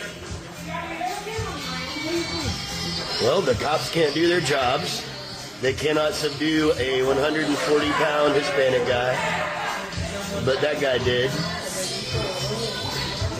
Okay, so what you just listened to, if you're not watching on video, there were two police officers involved in attempting to subdue. The guy that's videoing said it's 140. I'm going to say 160 at least. Although I don't think it's much more than that. He's not a very tall guy. I'm going 180. You're going to go 180? Less than 200. Average build. Average build, probably 5'8", 5'9", less than 2 bills. Two female police officers. Jackson, without leading you in any way, this is the first time you've seen this video, right? Yes. What are your thoughts? They were having a tough time. They couldn't do it. Could not do it. They were struggling. They asked an employee of the Hooters, a big old guy, to help them. Like there was a guy standing by, and eventually the guy who was in a bright yellow shirt, like a highlighter, more green, highlighter colored shirt, said, you don't hear him, but the way the officer looked at him, because she says, yeah, please. It's like he said, do you need me to help you? And she's like, yeah, please. And so this guy steps in, and within, 3 seconds, he gets him on the ground. Now, this is absurd. I don't know what police department this is. I'm looking into it. I'm trying to figure it out. I have no information as to whether or not it's in. I have nothing to suggest it's in Tennessee. This is from a regular poster on social media platforms. And so we don't know what Hooters this was in. But whenever this was filmed, is this what we're doing now? In the interest of diversity, the general public has to step in and help the police? The police asked for help? Folks, I have nothing against women serving in uniform. Nothing. And I know plenty of women who have served in uniform who could kick my sorry ass. But can we create a standard of expectation regarding upper body strength? And it really has nothing to do with gender. But nowadays, more than any, if an officer does not have the proper upper body strength to do the job, they should be removed from this type of duty. Bad guys are strong. Also, if you are going to have female officers respond to this type of thing, these were two females. I'm not going to comment beyond the fact that, I mean, they could not get this guy on the ground. In over a minute of them struggling to get his arms behind his back, to get his hands cuffed, this guy thought it was funny, but it's not funny. I mean, I'm talking about the perpetrator. The guy that was about to go to jail thought it was funny. He smiled. He was laughing. He saw that he was being videoed, and he's like, these people can't even apprehend me. Well, what if the guy didn't think it was that funny? What if the guy had something that he could have done damage with? What if the guy had a weapon in his pocket or a weapon in his hand? I mean, the what-ifs write themselves. Secondarily, if these officers can't do their job, why are you putting them on a call? Why do you not... I mean, my goodness. Also, if you are aware that you are unable from a body strength perspective to handle someone like this, tase him. Is that not why we have tasers? This is fascinating to me. So, obviously, you don't want an officer to pull their weapon. You don't want an officer to pull their gun, right, and draw down on a guy that probably doesn't have a weapon and is probably just drunk in a Hooters somewhere. So you try to apprehend them without any sort of deadly force.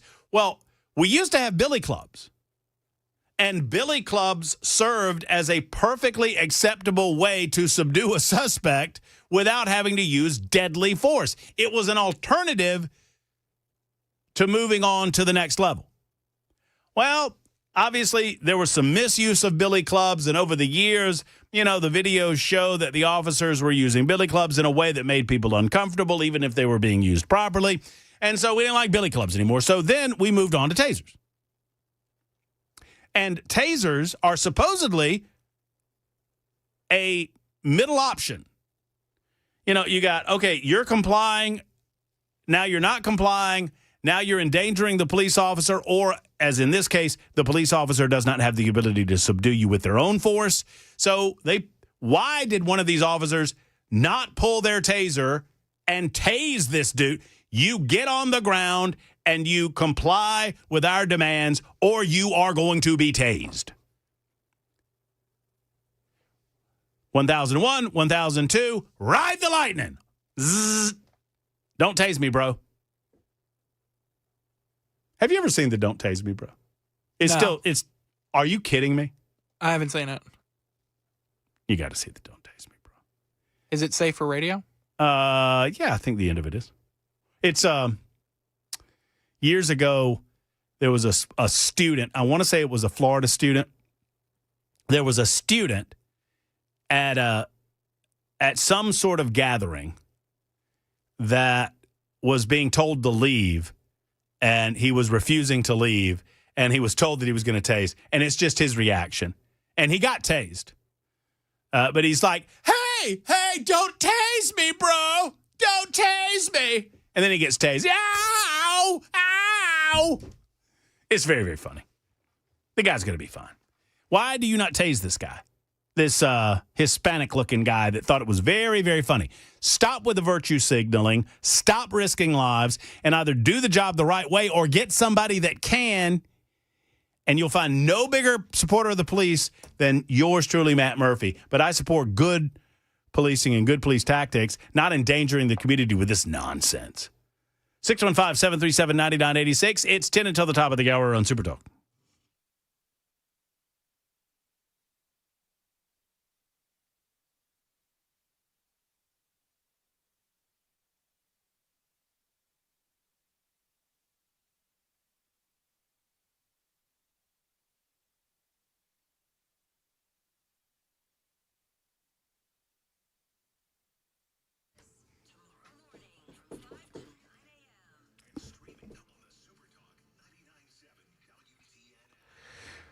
You know, Americans are split on certain issues. Maybe it's politics. Maybe it's working from home versus working from the office, or coffee versus tea, soda versus coffee, whatever it might be. There's one thing we agree on, that taking your car in for repairs is complicated, and oftentimes it is frustrating. Your repair is only as good as the person under the hood. Most of your problems in fixing your automobile is not a knowledge issue.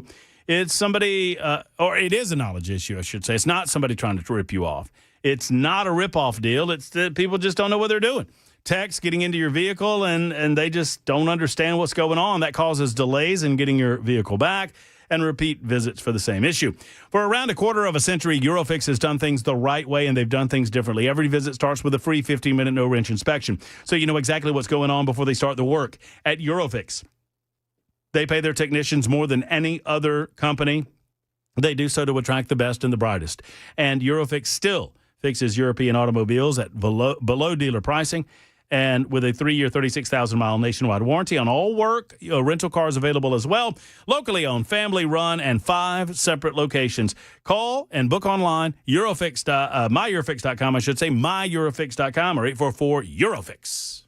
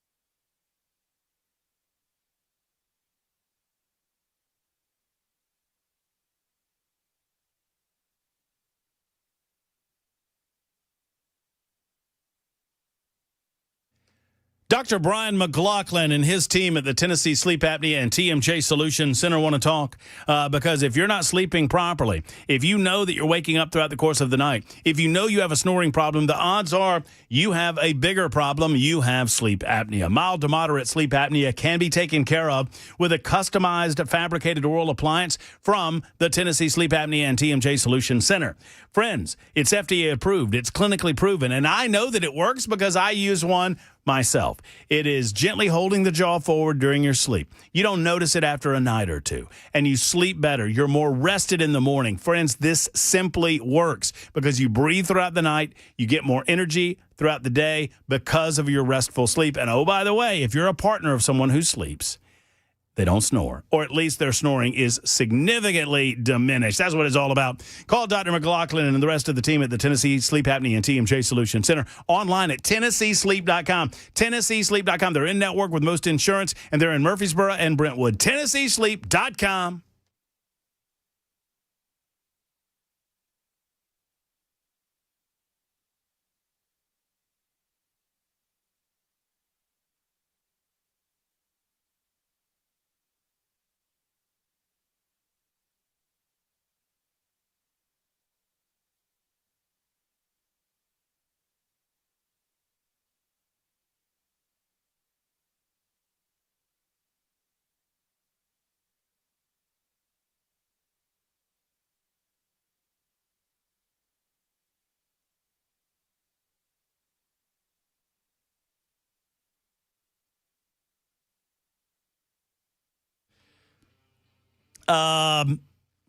Sometimes I play a game called The Last Thing That Matt Heard before we came back from break. I love playing this game. It's always truthful. This will not be one of those times because Jackson Williams was saying some very nasty things. Super Talk 99, you were. Super Talk 99.7 WT. And Jackson's mad because I'm leaving him for 3 days this week. You are.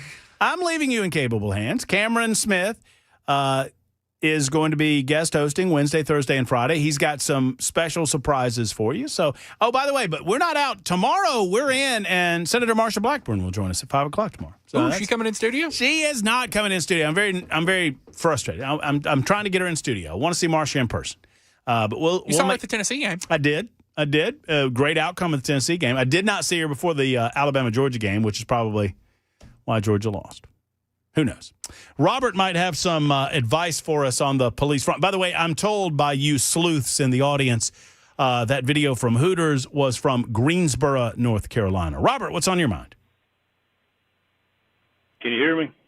Yes, sir, Robert. All right.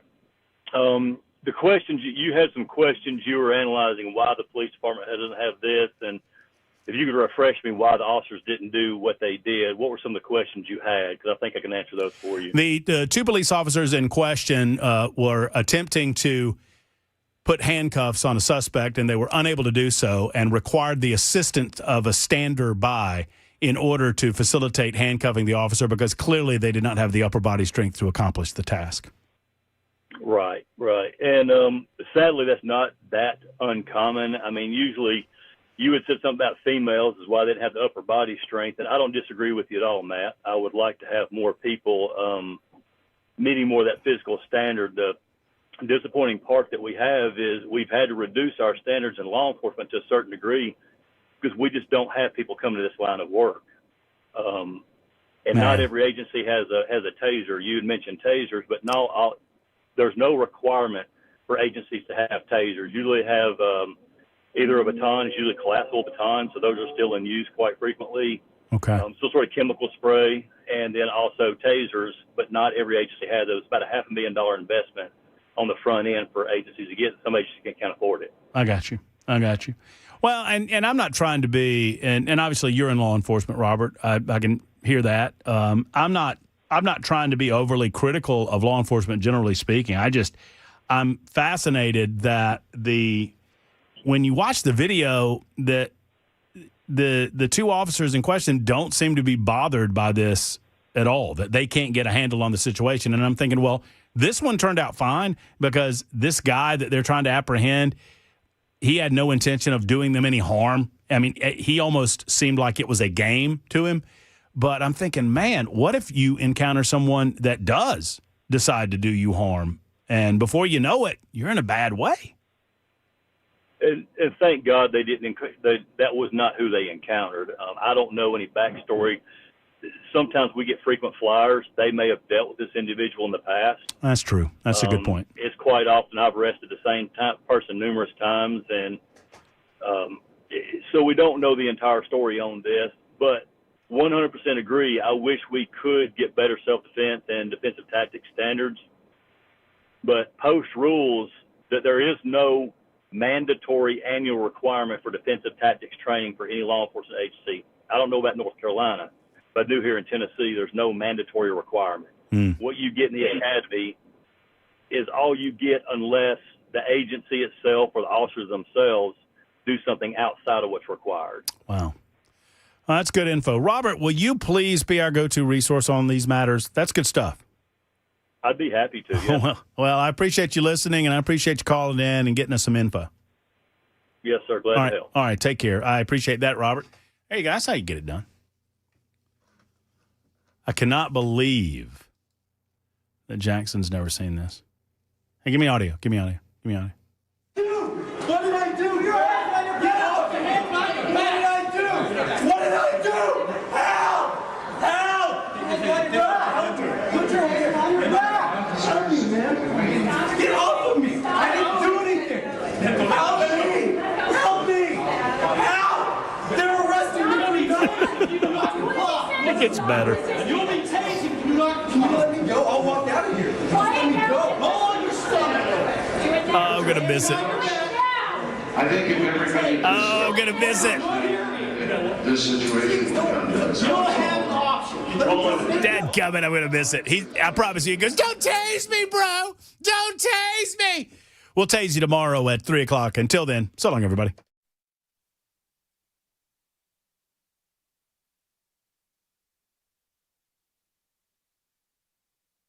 I'm Pastor Alan Jackson. I'm excited to invite you to join me for my brand new show on Super Talk 99.7 WTN.